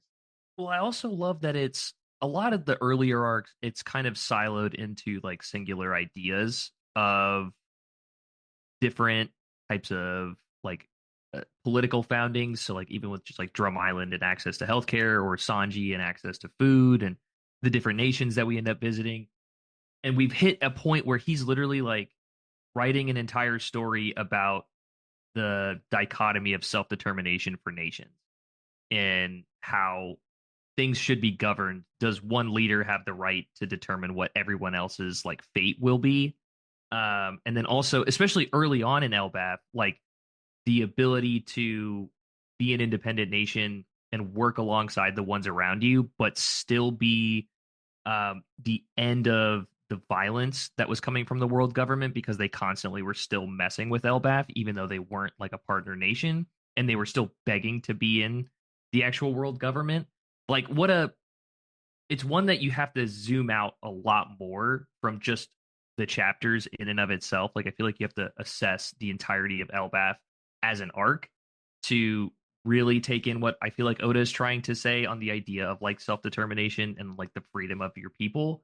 But what a way to never shy away from having a series about happy-go-lucky rubber boy punching people, having a real message within it, and how you choose to interpret it like is going to be person by person. But I feel like he's giving you at least a lesson here. There's never the loss of theme within this story, no matter how many different examples of something political within One Piece coming up.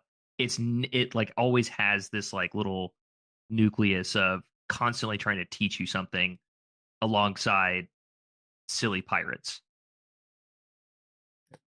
Please teach this in political philosophy classes, I guess seriously. I agreed. Okay, I'm sure we'll talk about this more. So let's move on into next segment.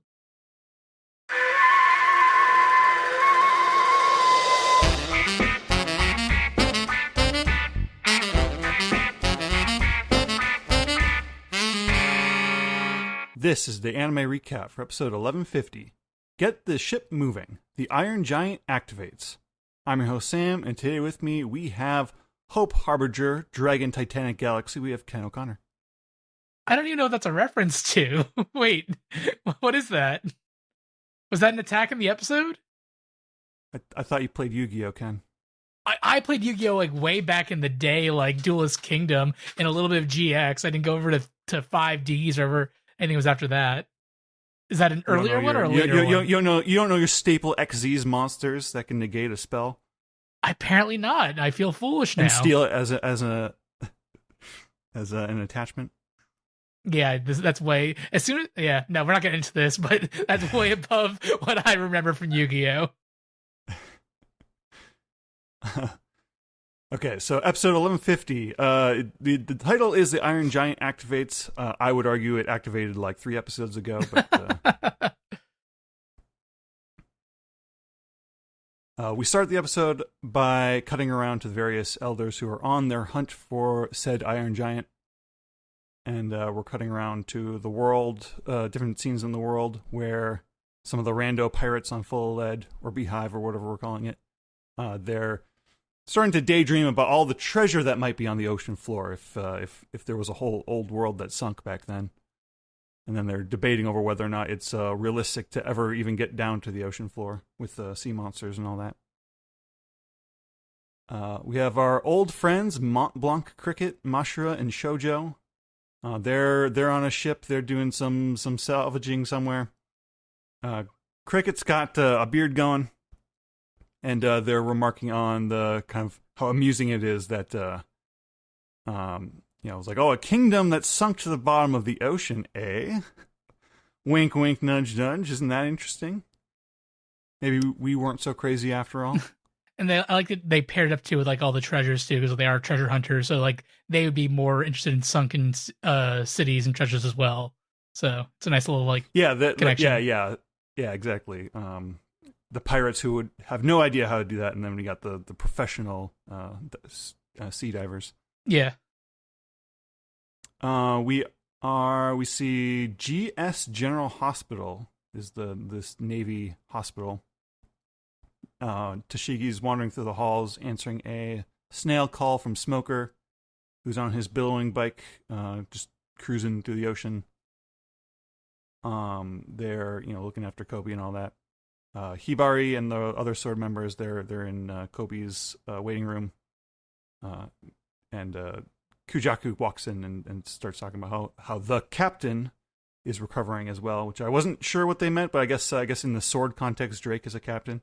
Yeah, they cut to him kind of like arms folded and kind of just like sitting there contemplating life. Yeah. Is he still bandaged up from Wano? From Wano, yeah, that's the implication. Like everyone else is on their feet, but I guess Drake got it pretty bad. Back on Egghead, the Sunny crew they're getting ready for takeoff.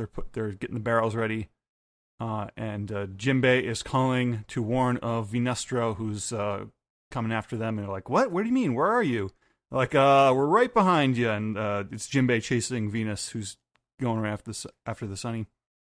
It's funny because Nami's like, "What is taking them so long?" And Jinbei's like, "Listen, we found something weird. We're chasing it, and it's heading your way."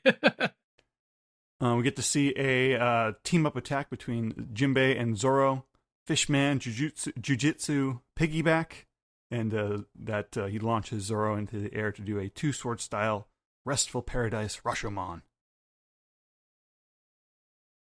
And Venus, like the pose makes it look like he's very casually blocking behind him, but his face is kind of in anguish as he's like, "Oh, I don't want to be fighting a guy right now." He's more annoyed than anything else. Like it's like another insignificant little insect. I kind of got the sense that, like, of all people, Zoro is probably somebody who could get a hit on Venus. Yeah. I did enjoy, though, when he showed up. I think it was Chopper, Usopp, and Lilith all did, like, the sugar face with the eyes bugging out. Like, an elder. Just, I like that little bit of animation.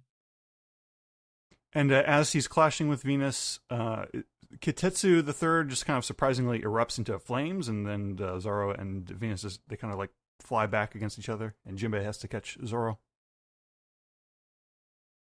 That brings us to the eye catch of the episode, and we come back to some Marines are getting into a extended shootout with the Giants. It's like the Marines' cannons are basically pea shooters to the Giants. The Giants, handgun pistols are like cannons to the Marines. I think this is there's a point where one of the Giants fires a bow and arrow, and the perspective looks like a normal bow and arrow, but then it smash cuts to the arrow hitting the ship, and it looks just like this giant, like, I don't even know, like, just it obliterates the ship. Just the cut between normal arrow to giant arrow was like something out of like Ant-Man or something like that. It was very funny. Just the perspective. Just the gigantification. The relative. Yeah. The Giants are they're making firewood out of the Marine ships. They're jumping on them. They're chopping them. I like this one. Like mustachioed giant is like peeking through the nets of one of their ships, like their curtains, like peekaboo. And then finally, Bluegrass and Vice Admiral Dahl appear riding the robot giraffe. And the giraffe shoots a laser, punches a hole through the Giant's ship. And they spent a lot of this episode like talking up the Giant's ship as like this this kind of legendary like ship of myth. Yeah, it's the Great Eric, whatever it's called. It's like this all important ship. Yeah, and there's this great kind of sequence of Doll like super fast, just like walking up the little like ridges of the giraffe's mane, jumping into the air, looking really cool, pulling off her coat, getting a hockey fist ready. And like as the giant, like responding to one of the giants, like, oh my god, they just shot a hole in our ship. Doll's like, well, I'm gonna punch a hole in you. And then she, whoever did this episode really loves Doll. That entire sequence, like her eyes are closed, and she's like doing like almost like a Luffy like Gatling gun, and her like I can't imitate on an audio podcast, but like her head almost looks like it's like rocking to like a beat, like she's in like a movement. And like the giant she takes down, she's only want to take down a giant, and even taking him out crushes a ship below him. It's a phenomenal sequence. Yeah, they make her real cool. So her attack is rock and roll blaster. So maybe that's where that makes sense. The vibe of like it feels like she's listening to music or something. Yep. It made me think. It made me think of like Luffy practicing the advanced observation hockey. Yes. Yeah. Absolutely. The like closing your eyes and just kind of like feeling things out. Yep. This is enough for the Marines to regain some confidence and continue the battle. And so the tides are turning there, it looks like. The elders, they kind of circle around the Iron Giant, and they recognize it as the very same giant that attacked Mary Joa in 200 years ago, which is an interesting comment on multiple levels, because were the elders there 200 years ago, or did they just recognize it? Why 200 years ago when everything we've been referencing is like older than the Void Century? Very strange. I just like how they're like their agency kind of disappears for a second, because like the four or the five of them are gathered around it, all just like looking at it like little kids looking at bugs. Like, oh my god, look at that thing! Like you would think they would immediately charge it or do something to it, but they all just politely stand around for a minute, kind of observe it before it kicks into the sequence later on. But very interesting to see them just like look at it. Yeah, Vegapunk's broadcast comes to... He starts bringing up those with the name D. And we get a little montage of Sabo, who's thinking about Ace and Luffy. Kobe, who's thinking about Luffy and Garp. Blackbeard's listening. Beppo's like, oh, Captain! So they're all thinking about the Ds in their life. I think we see Dragon, too, at one point as well. Another D. And Vegapunk is saying, he's like talking to the people with the will of D and saying, within you there is, and then like this is the thing where the elders are like, oh fuck this, we can't. Shit. Warkiri smashes into the giant really hard, and it does disrupt the broadcast, and the broadcast goes to static, cutting off his sentence. It pushes the giant falls off the edge of the island and starts sinking into the ocean, and it rocks, and a bunch of marine ships that were in the area start like rocking and bustling on the waves. And then as the giant is sinking, we hear his voice, thinking to himself like, "Joy boy, where did you go? I want to see you. You were here, right? So strange." And just like sinking slowly, talking slowly to himself. To be continued. We should mention there was a part of the episode where Luffy realizes that he's not being chased anymore by Warkiri, so he's not in Nika form anymore. So technically, the robot can't hear the Nika drum beat or anything that activated him before. So that's why he's like, where'd you go? Like, I thought you were here. Now you're nowhere to be seen. Yeah. So that is episode 1150. Any general thoughts on the episode, Ken? It was a good episode. Like, it literally felt like the tides were turning finally. Because the Straw Hats, they're getting ready to launch off the top of the clouds. Luffy told the Giants to get their ship turned. Like, all the ships were getting ready to leave now. So it feels like there's a finality happening.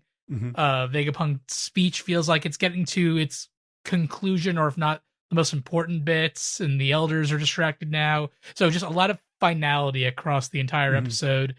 Looked good. There was a lot of they used the CG ships a lot for like all of Egghead, but wasn't too egregious.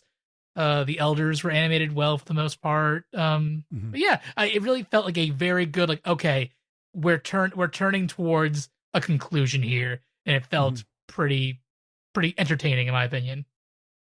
Yeah, I felt like they did a really good job animating basically all of the naval combat. Yes. Like you know, everything with like the Marines communicating back and forth, and throwing their hand out to give orders, and the giants playing around, playing with their food, with their waving their weapons in front of the camera in kind of a 3-dimensional way. Yeah. That I thought that was kind of the standout of this episode. Otherwise, it's again like I'm thinking a lot about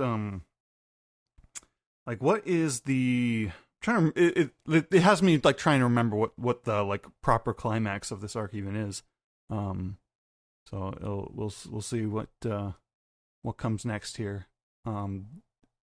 This is also this was last week's episode that aired, and this week it was one of the Dr. Chopper a special episodes, recap. Which is this is the first time I actually like sat down and watched one of those, just because it autoplayed. Are they good? Are they worth watching? I mean, no, but I don't know what I was expecting really. But I was amused. I was amused that it's like it's a little story of Chopper got like kidnapped, and now like Carrot and Bartolomeo have to answer a weird mystery person's quiz questions to get him back. Interesting. I didn't realize it went that deep or that meta. I wouldn't say I wouldn't call it deep, but it's it is what it is. But yeah, that means it's some mysterious person. I didn't watch I have a few minutes left, so I didn't actually get to see who the perp was. But it was like somebody who's like being like L from Death Note, except it's Q for question. Wow. Okay. Again, that's a lot more than I expected. So that's actually kind of interesting. And the whole episode, they have to keep Carrot fed with carrots and or other foods so that she can think. You're kidding? Wait, no, you can't be serious, really? Well, she stress eats, and then she runs out, and then so she she's gets just mad at gorging herself Bartolomeo on for trying to stop her from eating, and then Tama has to come in to save the day with an apple because Carrot got hungry. I really can't tell if you're being serious or not. Why would I make any of this up? Because it's like, how do they recap the episodes? It feels like this is an entire plot of all its own. Well, they're sort of recapping Vegapunk, and then the rest of it is like this story. Well, no, there's no story. Like they don't progress the story. It's the gimmick, for kids to catch up on different parts of the arc. They're doing trivia questions for the characters to answer, like Dora the Explorer almost. Gotcha. And that's how they're buying time. That's wild. I gotta check that out actually, because I didn't think it did that. Anyway, thank you, Ken. Thank you for having me. I'm sorry. Anything else you want to say before we move on to the next segment? No, I'm all good. Thanks for having me on, Sam. All right. Thank you very much.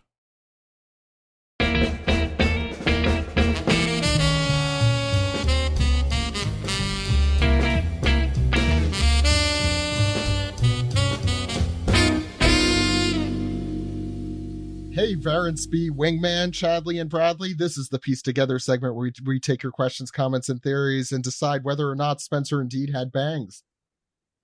And our first segment, Ken. Dispiece.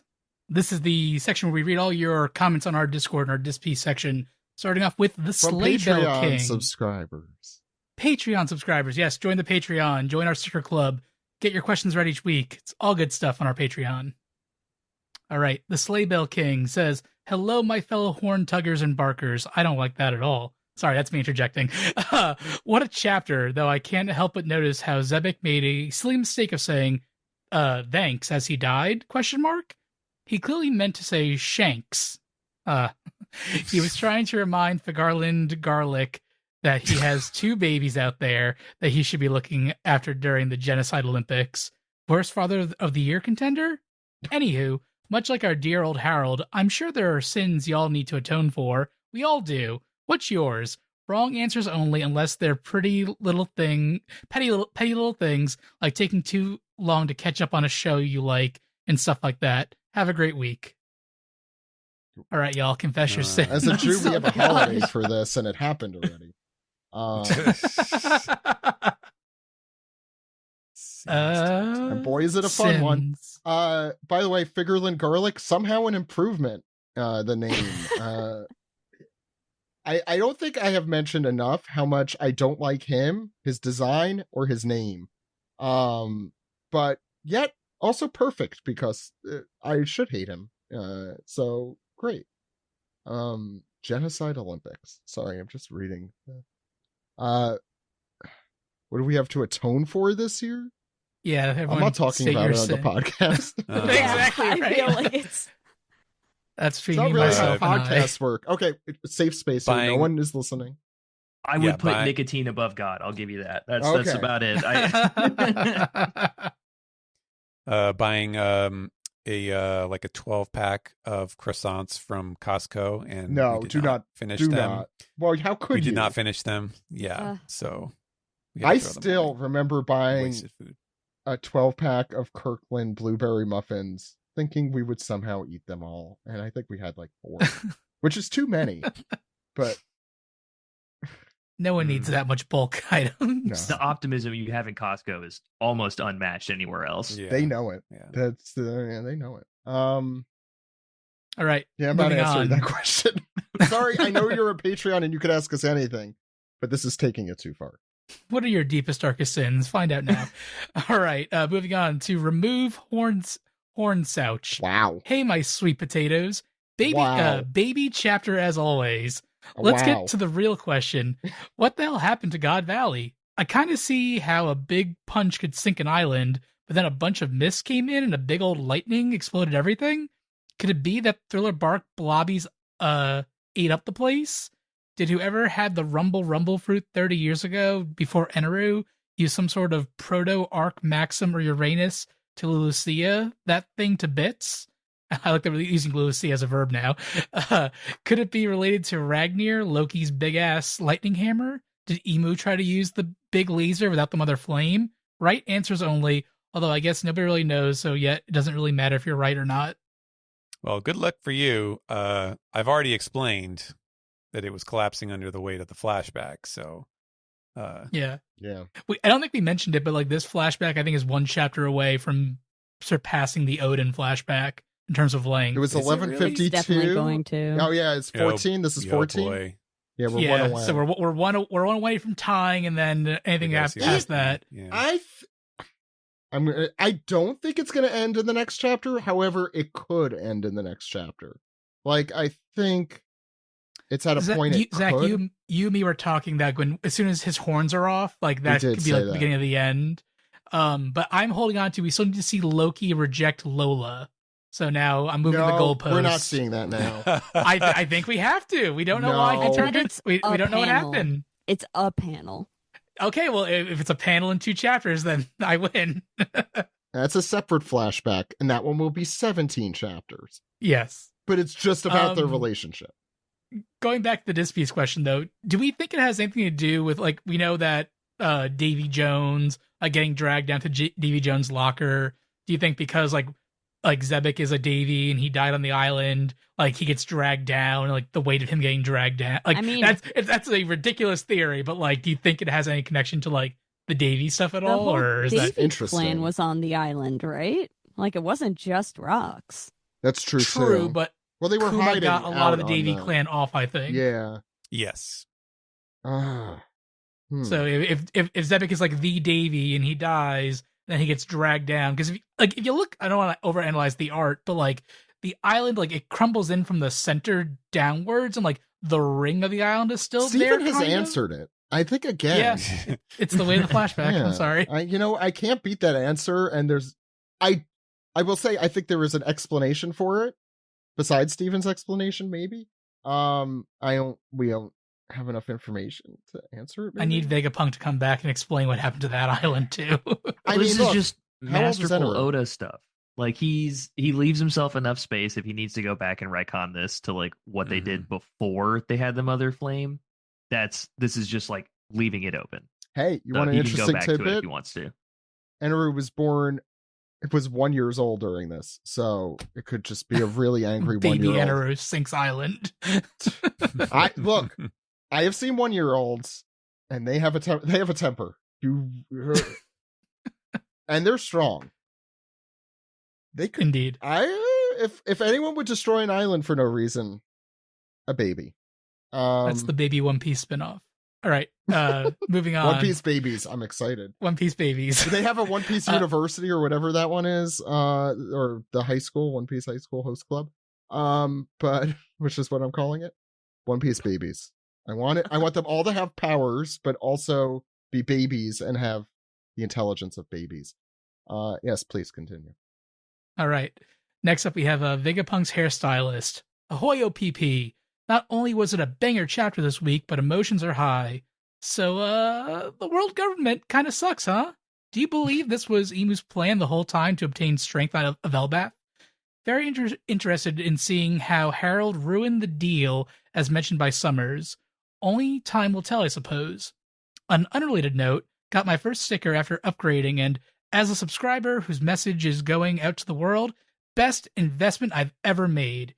Even my wife fell in love with it and complimented all the artists when I showed her the different designs. Keep up the fantastic work. Love you all. Even my wife. All right, your check is in the mail. Thank you, Vegapunk's hairstylist. Ken, why are you paying off people? Yeah, which sticker is the question? Obviously the Demono Robin. I'm like trying to think of which. It might be the Loki on the raft. That one's pretty great too. Oh yeah, the Loki on the raft is great. The question was, do you believe this is asking how does Harold ruin the deal? Like, what? Because Summers mentioned like Harold screwed things up. Like, so what does Harold do to mess things up? He didn't follow through. Died. He died. Yeah, it could have even just been as simple as that. I think it could be a lot of things. Yeah, he could have tripped, accidentally. What? I'm trying to remember the Simpsons episode. Oh yeah, he uses the parchment to wipe himself. That doesn't really work here. But Ken, what's next? Yeah, it would be interesting if it is that like the people under Harold figure out what's going on with the world government and just turn on him for wanting to join. That actually, you're right. That would be interesting. Did he have horns in that silhouette? No, his portrait in the throne room. Silhouette in 1152, like at the very beginning. No, he has no horns. Because he definitely had that like his robe has those like horn things. Yeah, I was looking at that chapter the other day, trying to like theorize, and like I thought like, oh, is that the emergence of like bat wings? Thinking he got like Demonia Reversi, but it's just the epaulets of his cape sticking out. But no horns. It's just him looking up. You can see like his mustache hair, his beard hair. But well, we got to get to that point eventually. That's I think where the Harold segment will have to end. And there's also a forbidden devil fruit treasure in Elbaf that seems to have been stolen. Yeah, we had a silhouette of someone walking into the room, and we don't know what that is either. The thing is that could even be someone sympathetic because Harold is doing such unsympathetic things, like to just add another wrinkle to it. Yeah, I don't know. Very interesting stuff. Okay, yeah, go ahead, Ken. Yeah. Oh, just one last thing. If you are part of the Patreon, make sure you're voting for this month's sticker. It's between Flaming Hot Kaido and Nika Luffy using Gear 5 Luffy using Kaido as a jump rope. So check those out for the next sticker club. Thank you, Ken. Of course. All right, next up we have Sailor Karna. Hey, OPP, this message is for Harold. Harold, come here. Rox could beat the crap out of you, what you just did. Dude, I thought you were smarter than that. Rox definitely did, but look at you making a tool of mass destruction as way to atone for the sins of your kind. Giants, please, let me stop before I get my blood pressure up. Thank you, Sailor Karna. I think that wasn't really feeling us. the way we were feeling. Yeah. Yeah. We'll get that to Harold right yeah, away. we'll send that over. we know how to reach He's him. dead, but we'll try. All right, last one. Oh my god. Okay, I'm gonna try my best to pronounce this one. Do you have to? Buckrem Cram Wussy. I think that's how you say it. Ahoy OPP. Banger chapter as always. So dense. Baby Shanks is adorable, but I hate that Oda ripped off the writer of Film Red here. What the heck? What a hack. I'm very glad that Garp and Dragon had a small but emotional interaction here. My question this week is, do you think Garp was a better dad, at least until this specific incident, than he is a grandfather? Have a great week. Yeah, I don't think he's very good at either.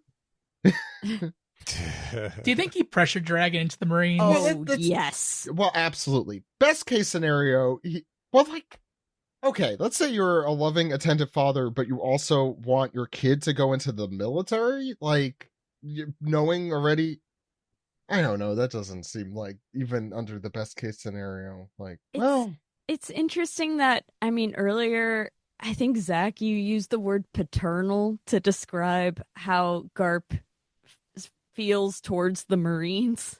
And it's interesting that this is the very chapter where he has a split with his actual biological son. I said that knowing that. Garp always, and I think we talked about this too, like with Kobe, like, he will always treat a member of the Marines in his, like, under his service better than any of his biological offspring. Yep. Yeah. It's so there's like a picture where it's like, there's a meme where it's like Garp showing off his family, and it's a giant picture of Kobe, and then like a smaller picture of Helmeppo, and then tiny little like sticker pictures of Ace and Luffy.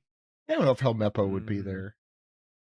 But the rest, yeah. I think Kuzan would be, well, he would have been there before. I don't think he would have Luffy on the wall. He would have Luffy in, like, his wallet or something. He wouldn't be showing people that. Where no one can see. Yeah. I feel like I've seen that meme before of, like, the dad in the pool holding the kid, and then there's a kid next to him that's, like, struggling to swim, and at the bottom of the pool there's a skeleton. And Yes, it's like holding, it's like holding up Kobe. Luffy's the one struggling. Ace is the skeleton at the bottom of the pool. I will say, all that said, and all that true, Garp's moment in Marineford, like, still moves me to this day as the, like, taking the punch from Luffy thing. When he, like, closes his eyes, he's like, you know what?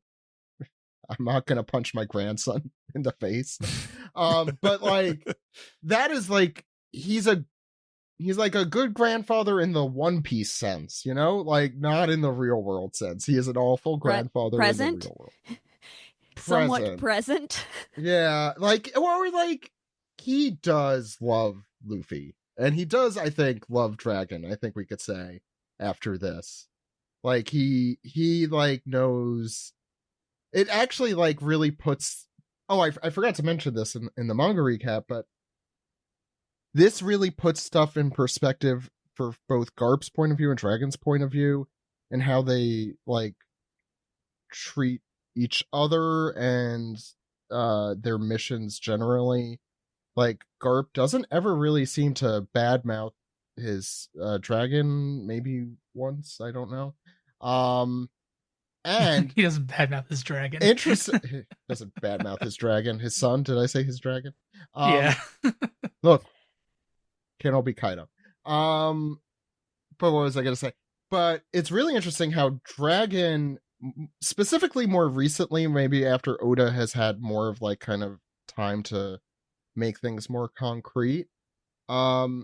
It's very interesting how Dragon is like, no, the Marines are not my enemy, the Celestial Dragons are. And he has two reasons for that we know now. One, I think he does have some begrudging respect for his grandfather, despite what he says here. In that, like, he's like, I don't agree with what he's doing, but I'm not gonna, you know, I don't hate him. Even though he does say that here specifically. And also because he was a Marine, and, like, he knows that there's probably lots of people who are like him who just don't know what they're doing is wrong. So I thought that was interesting because I remember at the time it was like kind of like, why is he parsing this here, Dragon? Like, come on. If you're gonna ACAB, you know, like that's I think how it was viewed, and now it definitely Oda's good at nuance, and I think there's a lot of nuance here. There's nothing is well, okay, except Emu maybe, but there's very little black and white in the series, which is mostly true in the world that we live in. I think yeah. it's interesting too to note, kind of like going back to the idea of Garp's like quote unquote children and protege. It's interesting to note how many people under Garp's tutelage, especially after what Garp goes through in this chapter and the flashback in general, have left the Marines or are fighting against the world government. It's sort of like taking Garp's lessons, you know, it is sort of like that the anti-world government sentiment does exist within Garp. And I think a lot of the people who have studied under him have felt that. I'm like trying to moved it. I'm trying to think, Golfer, you probably would be the one most likely to know the answer to this.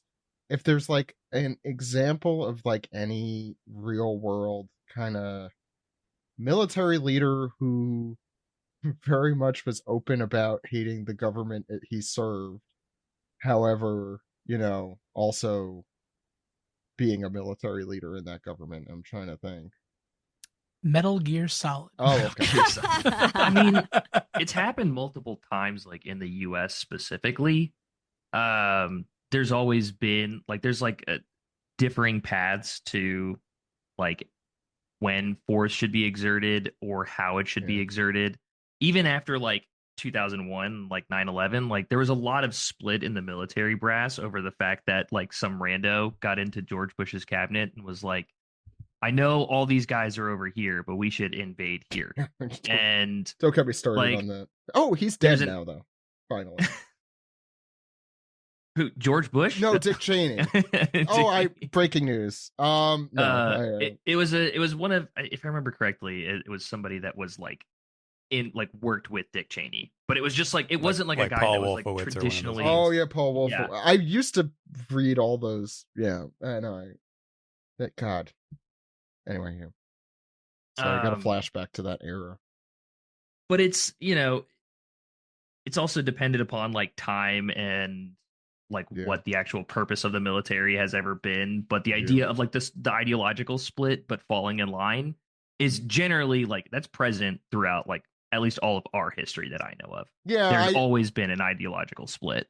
Yeah, I think sometimes the I'm going to say, I think oftentimes the ideological split is in the reverse. Not often. Like, I think there's both of those things happening where you have some in the military who are probably like, what are you doing? And then there's others in the military who are like, we should be bombing more people in random countries. Like, yeah, I guess that's just that nothing, you can't, what is it? You can't paint anything with, you know, one brush stroke. But yeah, I'm just like wondering if out there is a Monkey D. Garp making some poor decisions. Yeah, I don't know. I guess, no, I was gonna say we're not in quite as crazy a situation, but we are. Any other questions on this piece?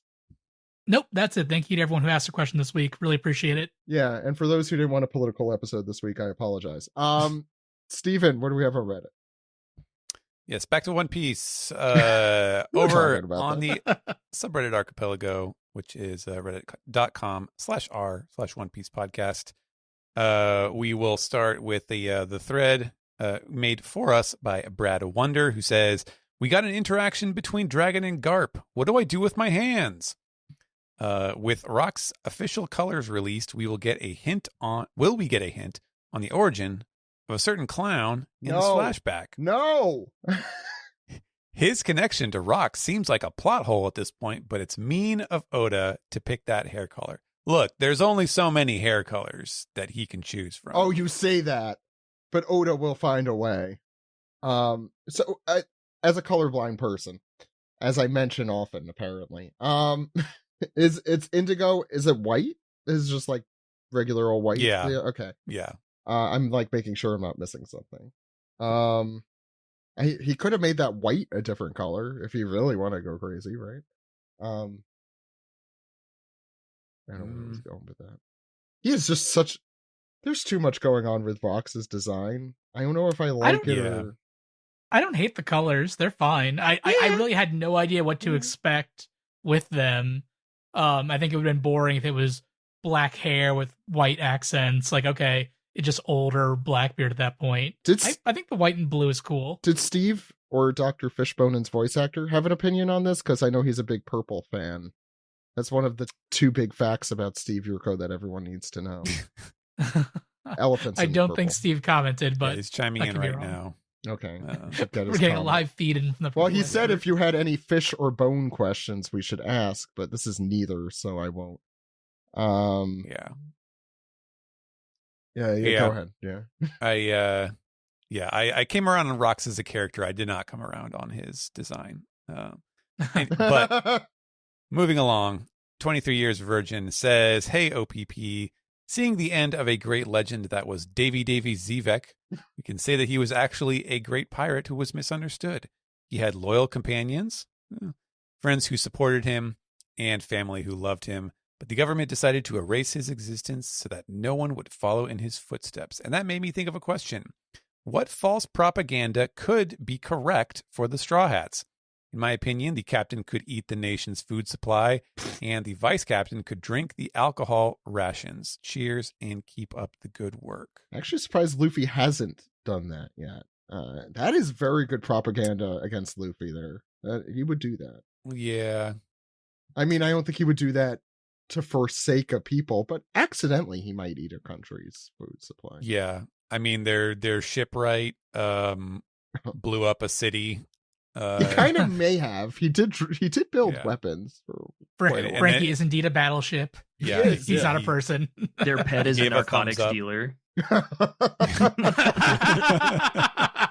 That's good. And then they just show a picture of the cutest Chopper picture you could possibly show. Chopper gave drugs to children. Yeah, him giving Beppo the Sulong drug. Oh yeah, there it is. I like that. He's giving animals rabies infected something. What? Oh my god. This is Rob a very eating funny fish question. man lives on island. Yeah. Nami stole it's funny an 'cause a lot entire of- country's treasure. Yeah, but this was Yeah. giant diamond of some sort. One guy has a god complex. Luffy? Yeah. Because he's a god? No. Usopp. Right. Oh wow. He's got a god of come. He could have lied about something, Usopp, and the lie could have led to something that ends up destroying the country. Yeah, he's a propagandist. He's the propagandist. Yeah, that's the thing. They parade around a skeleton saying that it's alive. Last one I got. Yeah, they were the Satan worshiper summoners. Okay, our last one is from Icefisher 10, who says, "Hi OPP, I bet Emu has Harold's horns mounted above Pangea Castle's fireplace." Ugh, that's gross. With another mention, sorry, no, it's true. The editorializing there. No, with another mention of the Galila band, who we reason to be the giants that are frozen and preserved. Do you think Emu had Zebek's corpse similarly put on ice in her giant freezer along with that large straw hat, maybe to fight as a puppet demon soldier? Well, they would have to have done that very quickly, since I think the island sank approximately 2 panels after that, after the scene where he dies. But no, they say Harold or Zebek. Whoops, I was looking at the chapter. Where was How dare you? Because Zebek. yes. Well, Zebek told Loki that Harold's the only one that can control Galila. Yes. So, wait, maybe I'm misunderstanding the question. What? Yeah, like, no. So if we're assuming that the Galila Band are the frozen figures on Punk Hazard. So yeah. speaking of people who are frozen, do you think Emu put Zebek's corpse, Rox's corpse, Gotcha. in the freezer with the giant straw hat? I mean, that was a very big place that it looked like there were lots of little cubby holes to put stuff in, I guess. So possibly. Just spinning off that though, just because I don't think we talked about Galila really during the discussion. True. If Harold is the only one that can command them, it would make sense that now with Harold gone, if Loki has that same power, like if it's an actual power for like giants with ancient blood to control the Galila giants, it would make sense why at the start of this arc, where they saw them trying to recruit Loki to join them. Like, hey, we're going to need an ancient giant at some point, or someone with ancient giant blood to use Galila. That could be why they need Loki. I thought they just needed Loki because it's like he is the son of the king, and so we need a new person. That's what I thought so too. Which is what they did with Tori and Brokey. Strong. Yeah. Right. Like they'll only answer to someone who can actually like beat them up, basically. Mm-hmm. Only someone who's that strong. They're Klingons. Yeah. Yes. Yeah. Yeah, maybe I'm looking too much into this. Like the fact that like your dad can control them, maybe it has to be someone of royal ancient giant lineage, and it's an actual power, not just a command. But that can be me overthinking it. But I mean, yeah, it kind of sounds like a Shirahoshi thing again, but like he could absolutely write that into the story for sure. There's plenty of room for something like that. Yep. All right, but that's it for Reddit. That's it for Piece Together. We'll round off. Do you guys want to do trivia? Should I really ask this, or should I? No. Okay. Yeah, we don't usually get the option. Then I'm not giving you one. We'll do one. No, Ken. Okay, fine. Hey, if you're gonna do it, then I have no choice. So. That's how that works. Okay, we'll see you on the other side. That's how I have to present choices to my son. It's like. Zach, if I tear off my horns, will you end trivia? Delaney, keep that in. No.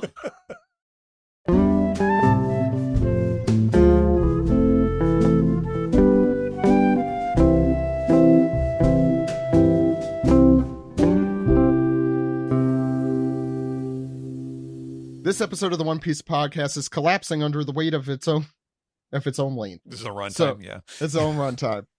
But I'll continue until we collapse into the bottom of the earth. Thank you all for coming on the show. Yeah. 2025, waiting until we collapse into the center of the earth. Speaking of 2025, we have lots of really cool stuff planned for our 900th episode coming far too soon. So keep an eye out for that. Not announcing anything at this time because it's still too early, but keep an eye. Yeah, lots of fun stuff. The end of the year is always great.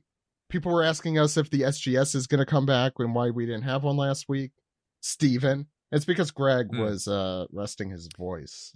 Yes, he had a big thing to do, and it was going to be close enough to our recording. And let me tell you, 2 to 3 hours of just two people trading back and forth, that it will do a number on your voice, and he didn't want to jeopardize that. But the holidays are coming up. We will have plenty of weeks with no manga, so we'll get to the SGS. Don't worry, soon. there'll be plenty of no material weeks for us to give you stuff.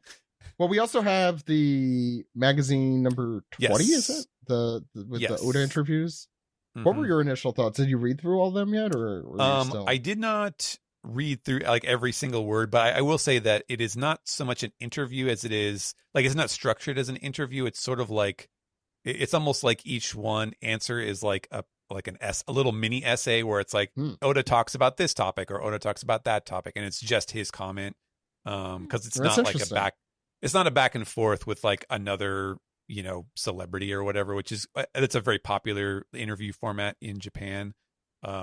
So it's more just like, okay, here's here's him talking about all these different topics and stuff in his history as a mangaka. So I would like to like present all of that, like actually translate it all so that I can go through them and deliver them. Because Well, is this going to be like another 4-part episode, or like I don't know how dense it is. Yeah, it depends on how much of the other stuff is, but I think that part is like reasonably. It's not super long. It's not like a 30-page section or anything like that. So I just don't want you to lose your voice. Yeah, if you have something important. Well, I mean, if I have to translate, I have to write it down so anybody can read it.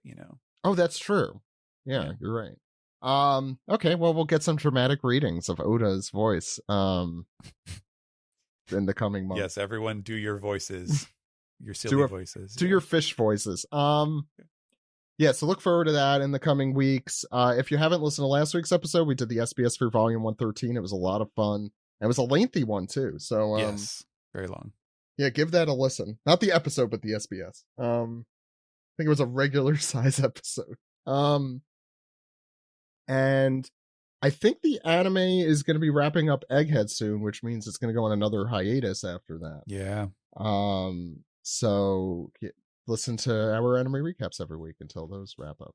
Kirsten, have you been able to watch those as they air? I know they're at a weird hour. So I am not plugged into Japanese TV in my apartment, which is very sad. So figuring that out, figuring a lot out. Turns out moving to another country, pretty hard. Speaking of, Kirsten, where can people find you? You can find me on Instagram at KIRCAREYGTR and on Blue Sky without the GTR bit. If you are in Japan in the second week of December, my band is actually playing some shows here. I've announced those on Instagram. Yep, that's it. I'll say, I feel like everyone I know is in Japan right now for some reason. Like, I know a lot of people who are there. My father-in-law is there right now, so if you see a very tall, very white man, you go to certain areas of Japan, there's quite a few of those. No, but this I'll one's get specific. We're playing in Tokyo on, oh boy, can I remember this off the top of my head? Sunday, December 7th. We're playing Osaka Tuesday, December 9th, and Kyoto Wednesday, December 10th. My band's called Throwaway. Our music is on Bandcamp and all the streamers for now, though I might take stuff off of Spotify because Spotify. Yep. Yeah. If you're listening to, well, that's the thing. Also, like, I feel like every company is evil right now. Not the ones Spotify listening to this a little more than the others, but Nice. it's how loud is the CEO about investing in drone companies? Like, we all know you do it. That's It's true. just how loud are you about it? How many people are allowing ICE ads on the platform? Yeah. So I will say that I'm not. This is sounding like I'm about to defend Spotify. I'm not. Just like for like a little like behind the scenes is how these things work. Is that I know at least for like the dynamic ads, which is like what we have and most podcasts have. Like, you could ask for certain codes, of types of ads, like military related, or, because I know we've had in the past like that pop up and we're like, what the hell? We said none of this. So like, it's a little like the individual person should be saying, hey, I don't want ads for ICE on my podcast. However, allowing them in the first place is also effed up. Yeah. And as we say on this podcast as a motto, fuck ICE. So, well, yeah. Golfer. Yeah. Yeah, I have no word. I was wondering if we were going to get one of those without Alex, so I'm glad it got addressed. Yeah. I was thinking this should just be our sign off from now on, but we'll see. Hopefully it won't be relevant much longer, but we'll see. Golfer, where could people find you? You can find me on TikTok as Golfer Gare Bear, and then you can find me on Twitter as Golfer Gare. That's it. Thank you. I don't have a Ken? band. Why not? Ken. You can find me anywhere on the internet under KindKing01, whether that be TikTok, YouTube, Instagram, Twitch, Blue Sky. I'm the same thing everywhere. You're on TikTok? And if you like me, I'm on TikTok. I don't have a lot on TikTok, but I'm on there. I'm everywhere, trust me.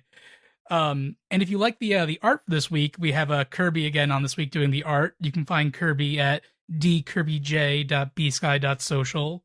And if you like One Piece art in general, me and Kirby actually hosted the One Piece Art Collab Volume 2 last year. We got hundreds of artists to draw hundreds of One Piece characters, compiled it all together to one big kind of digital Zine magazine collection thing. You can find that at opcollab.bsky.social. Ken, you're doing my job too. I like it. I'm trying to help out here. No, you are helping. Thank you. You can find me at ZachLogan.com on Blue Sky. Unlike Ken, I'm nowhere except there. So I'm the dummy reversey, Zach. Yeah. I've always known you were the evil version of me, and it's kind of true. You're the cooler version of me. Anyway. Oh, now you're giving me too much credit. I'm sorry. I didn't see the Funko Pops behind you. Sorry. I had to. It's Funko Pops. I have to. It's it's obligatory. Steven, where could people find you? I am on Blue Sky at stephenpaul.bsky.social. And as always, I'm working on simulpubs like One Piece, Akane Banashi, Kuru Mizawa's Folly, and Trillion Game.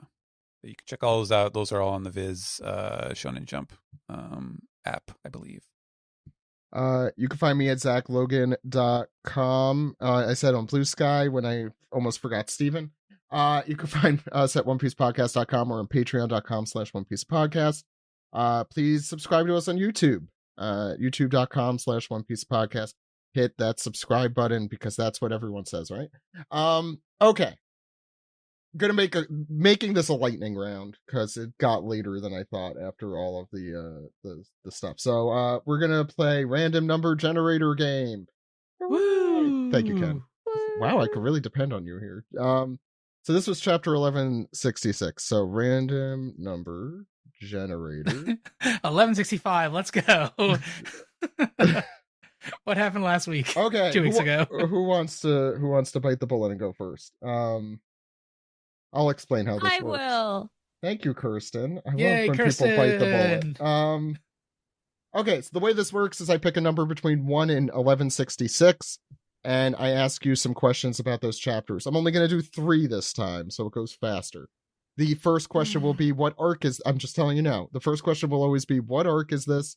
What cover story or something like that, if there isn't, is this? And then the third question will be a question about the chapter proper. Okay, so I'm going to do so bad at this. That's why I bit the bullet. Is yours. What arc is this in? Would 488 be Marineford? Not even close. 488 is the episode range for Marineford. Yeah. That's the what conversion was way different back then. Yeah. Now it's the same. Like exactly the same. Does anyone want to steal? I was anime first. What's the chapter number? 488. I think I know the arc. I Go believe for it. it's Ennie's Lobby. No.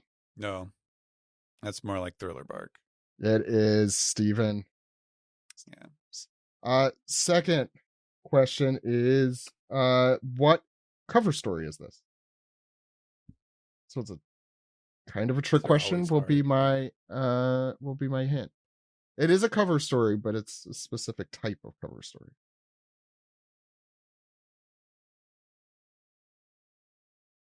Oh, are you muted, Kirsten? Oh. Nope, you're back. Am I? No, I'm back. I'm back. I'm just confused. That's what I always say. Oh no.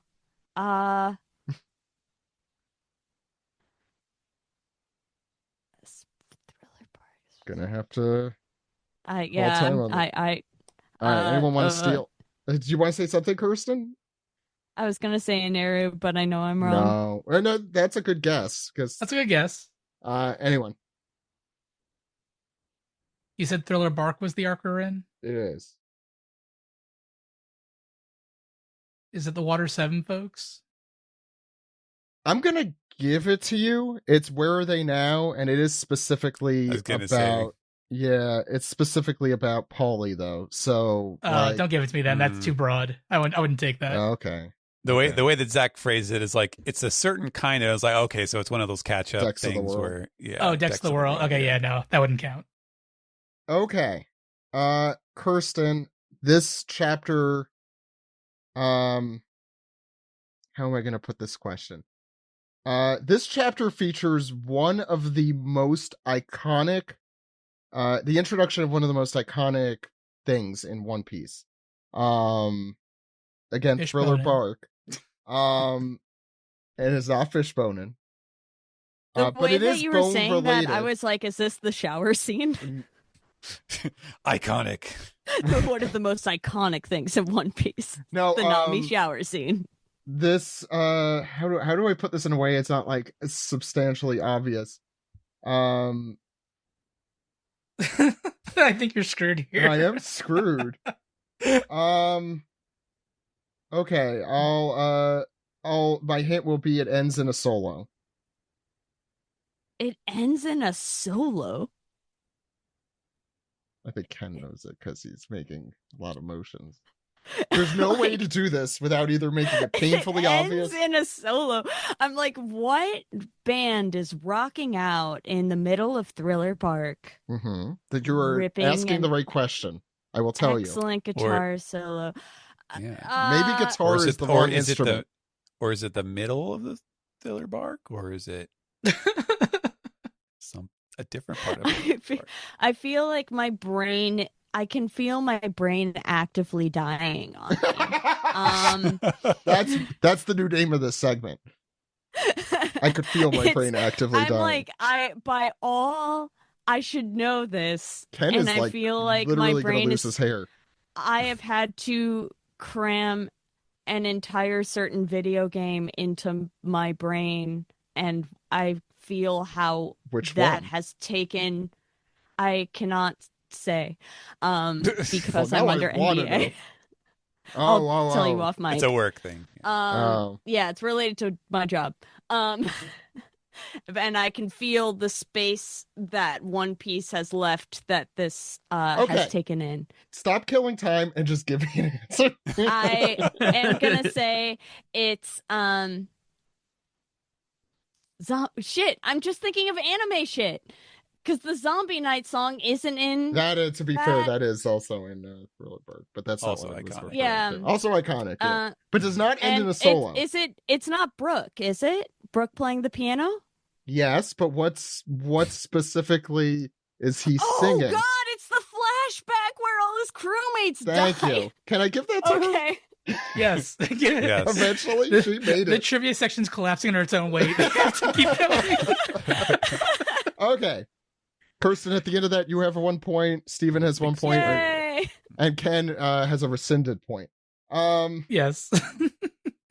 That is the Binks' Sake with all the lyrics and like that is the chapter. Like I don't know if that's what it was called. Song of Life it was called. It's a quartet. It's a duo. It's a solo. It is that random generator knows the good chapters. Let's Golfer, you ready? Go for it. I'm born ready. 172. What arc is this in? Most 172. This pre-Alabasta, is this Whiskey Peak? No, would anyone like to steal? Ken? I mean, I was going to guess like very, very early Alabasta. I was going to say Alabasta too. Alabasta is correct. Alabasta. Although none of you committed to it. I didn't commit. So give it to Steven. And you know what? Not very early Alabasta either. Kind of in the middle. Is it the final Alabasta? I won't say what it's. No, it's not the end. It's middle. That'll be my hint. I always remember. I always remember that it's like in the early days there were a lot of like 9 chapter. So when I hear 17, I'm like, okay, volume 17 was like the end of Drum, This but is 172. I said. yeah. So 172, it's That's not actually volume- in Drum. It's like significantly further ahead in Alabasta. Yeah, that's true. volume 19 then probably.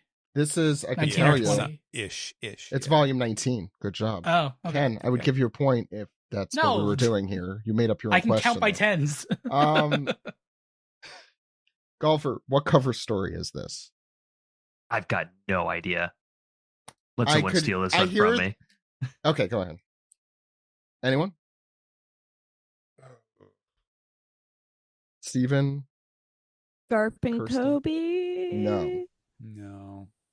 Good It's guess not- in that. I it's think it's not- that time range, mm. but Yeah, it's not Hachi's, is it? no. No. Ken, I'll let you have a guess, and then I'm going to give a big hint and not give any points after I give the big hint. I don't even have a guess. Just The person who was supposed to make it here would be yelling at all of you right now. oh, it's This is even worse that no one's getting it. full body. It's the dancing Django, yes. and that's Django, the dancing one. one. Okay, That was too big of a hint. I'm going to give that you was too 2 big of a half hint. points, one for that one and one for the other. So I'll Fine, give yeah. you a point. I have a point I now. think you have a point. Okay, golfer. Jesus. I'm trying to think of. First of all, I think you would enjoy this chapter because it involves the beginning. Although this is happening a lot in this arc, but it involves the beginning of this conflict. So is it the beginning of the Civil War? Is this when we're first meeting Crocodile or the Straw Not that Hats? early. You're right. That is the beginning of the Civil War, so I would give it to you for that. But which if you want to get the full Which point, inciting incident? Well, there's a lot of those. Oh yeah, actually, this is which inciting incident? I'll take it. This is the result. So this chapter shows the result of what inciting incident of the Civil War. I cannot recall. Have someone. Anyone? So Save I me mean, on this one. I was thinking of is this the one that has like when Mr. 2 like they find the rain powder or whatever, and he pretends to be. Yeah, Cobra? I don't think it's the rain powder. It's when they crash into the harbor and the kid got hurt. Yeah, the little kid. yeah. Gets hurt, I would have never. I'll gotten give a that. half point to golfer there. Because that's essentially what I was going for, the Civil War. Go. And then Koza has the, we have to fight because they're murdering children. They are locked up in jail. I was read. Okay, I remember that now. Okay, Steven or Ken, who wants to go next? I already picked the number. Who has more points? You each Ken. have one. Who do you think Oh. has more points? I'll go. Just I'll go. Steven, jeez. For someone who hates trivia. Okay, Ken, you're lucky or unlucky, depending on how you see it. 1062. Wow. What arc is this? Egghead. Correct. Whew. This is definitely the furthest along we've got Yeah. in one of Yeah, these. this feels too easy, but keep going. Which cover story is it? Oh.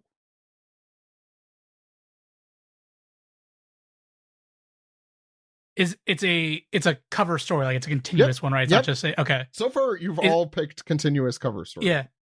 It's Randomly. not it's not Oh My Family, is it? Is it the Capone? Do you no, say no. you have It's- an answer, and then okay, I will I'll say okay. No, it's the German one then. Yeah. Did I shake my head Yeah. though? Because then I don't want to give it to you. No, you're Okay. good. Okay, Ken. Lastly, which Fishbonin. Yeah, how did you know? How hard am I going here in this one? Go hard because this has been too easy. Okay. I don't even know the answer. I saw this posted. Oh no, this was if you were listening last week, that's what it is. You'll know the answer. An SBS question from last week was that we discussed. If you were listening to the episode, like you said you were, there was a series that Oda enjoyed as a child that is referenced in this chapter. I don't remember what it is, but Steven could confirm which one it is. Do you remember, Ken? I'm gonna 'Cause I throw away my forgot. answer. I'm gonna say Vicky the Viking and throw away my answer. Do you know what I'm talking about, Steven? Were you talking about the item of clothing or No. the design? Oh yeah, I forgot that was robot also design. a thing. Although Yeah. that is also in this, but that's the robot Steven designs. knows it. The robot Yeah. designs. Yeah, that. Do you want me to say the Yeah, you tell me the answer because answer. I don't know what it is. right? It's the Time Bokon series, which is where Yatterman comes from, like Lady The sea beast Doronko weapons, and- right? That's Yes, what we're the talking sea about, beast same thing? weapons Oh, and all of the other mecha designs that Oda has done. I like Zach that even if I knew that answer, you would have returned to Steven anyway. Is Yeah. Ken right? Steven will Yeah, tell I you didn't if the remember answer it. is right. I or didn't not, remember it. Steven gets a point for that for stealing my job. Steven Oh, has the yes, Oscar envelope. excellent. Okay. Last one goes here's Steven. You only need 2 points to get this. 670 is yours. 670. 670. Not Oh my 669 God. because that would have been nice, but this isn't. That would have been nice, but this is 670. Oh, I forgot. It's a yeah. Okay. Apparently, my For all the son did that 5-year-olds. to my. Like, oh no, it's happening. Oh boy, 670. Yeah, I do think that is Punk Hazard, isn't it? It is.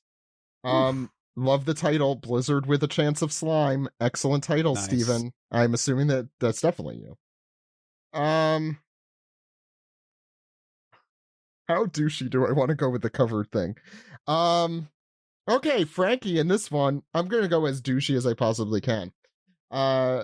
Because you might, if anyone knows this answer, it would be you, in that you translated this 15 years ago, so you might Okay. remember. Okay. This is a reader request. Robin interferes with an arm wrestling match between Frankie and a gorilla by Takahito Ogura from this country. This real life country. Okay, so it's a Japanese name, but it's from a from a It's from different a country, country not a you would not- prefecture. You would not expect it's not. Hmm. I'll give you this hint. It's in the Western Hemisphere. Okay. Oh, great. Yeah, is it Canada? It is. Yeah. You deserve that. Steven, you win, but I could ask you another that was question. literally, even if you hadn't said West, I was going to say, okay, if it's going to be something where it's not the U.S., because I would remember if he randomly said so and so from America, but Canada sounds right. So Wow. I'm so right. genuinely impressed. I don't know why, but I am. Okay, I'll ask the last question because I got to, even though I don't have a reason.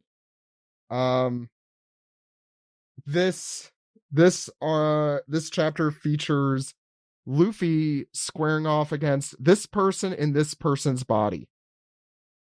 Briefly. Well, a couple pages. In this person's body? Yes. Or This, so Luffy against someone else in someone else's body. So Luffy is normal.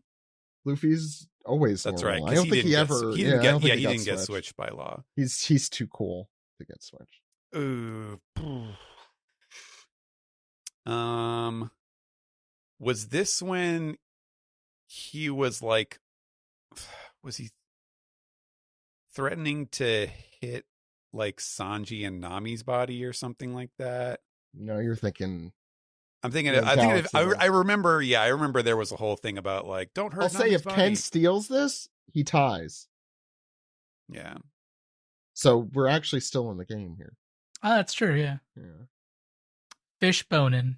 Oh wow! How did you know? But in whose body? Steven wins. Steve Yurko's body. Wow. Fishboning and Steve Yurko's body. Oh wow! It's 670. No one can see that gesture. We're all Zach, doing but I we're all appreciate doing it. the gesture. See, Everyone's doing it in their head. kids, we know what's happening. I just think Mostly it's 'cause Nika. of And the now that South I've said Park. that sentence, I've lost it. Wait, so what's the answer? What's your answer, Steven? I need an answer. Oh, you want me to do another answer? Oh, was that your answer? Okay. That was my That's true, I you mean, did. that's what I Ken, said. do you have yeah. an answer besides 6, I 7? said Fishbone, and Steven That was won. your answer? Okay, Steven, Yeah. congratulations. You won 4-3 to 1.5. So what was the answer? The Wait, I answer... want to. Kirsten. Is it Tashigi? Yes. Or like, yeah. Tashigi Oh, goddamn. Smoker. Yeah. Kirsten, Nice. 2 Cool. points now. Hey! Yay. That was worth Hey. 7 points. Kirsten wins. Yay! Where Luffy says, "We'll fight next time. There's no use squaring off when you aren't your best." How dare you say that about Tashigi? Wow, That was when rude. Smoker was his Rude. best, to be fair. It's when he was Tashigi.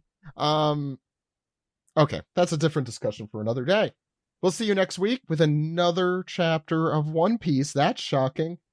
1067 next week, everyone. My name is Zach. Fuck Hello. ice, everyone. Goodbye. Bye. No one else? I'm the only one saying? I said bye. No, I say fuck Maji ice. sometimes. I say Maji sometimes, fuck and you yell at me for ice. that. Fuck ice. We can add it in. Can Fuck we? ice. Fishbone in. 1, 2, 3. Fuck ice. Heard it here first. 1, 2, 3. A baby. You're right. You're right. It is 11-6-7 next week. Oh, is it? Oh, Six, no. 7. We wasted it in the trivia section. No one listens to that.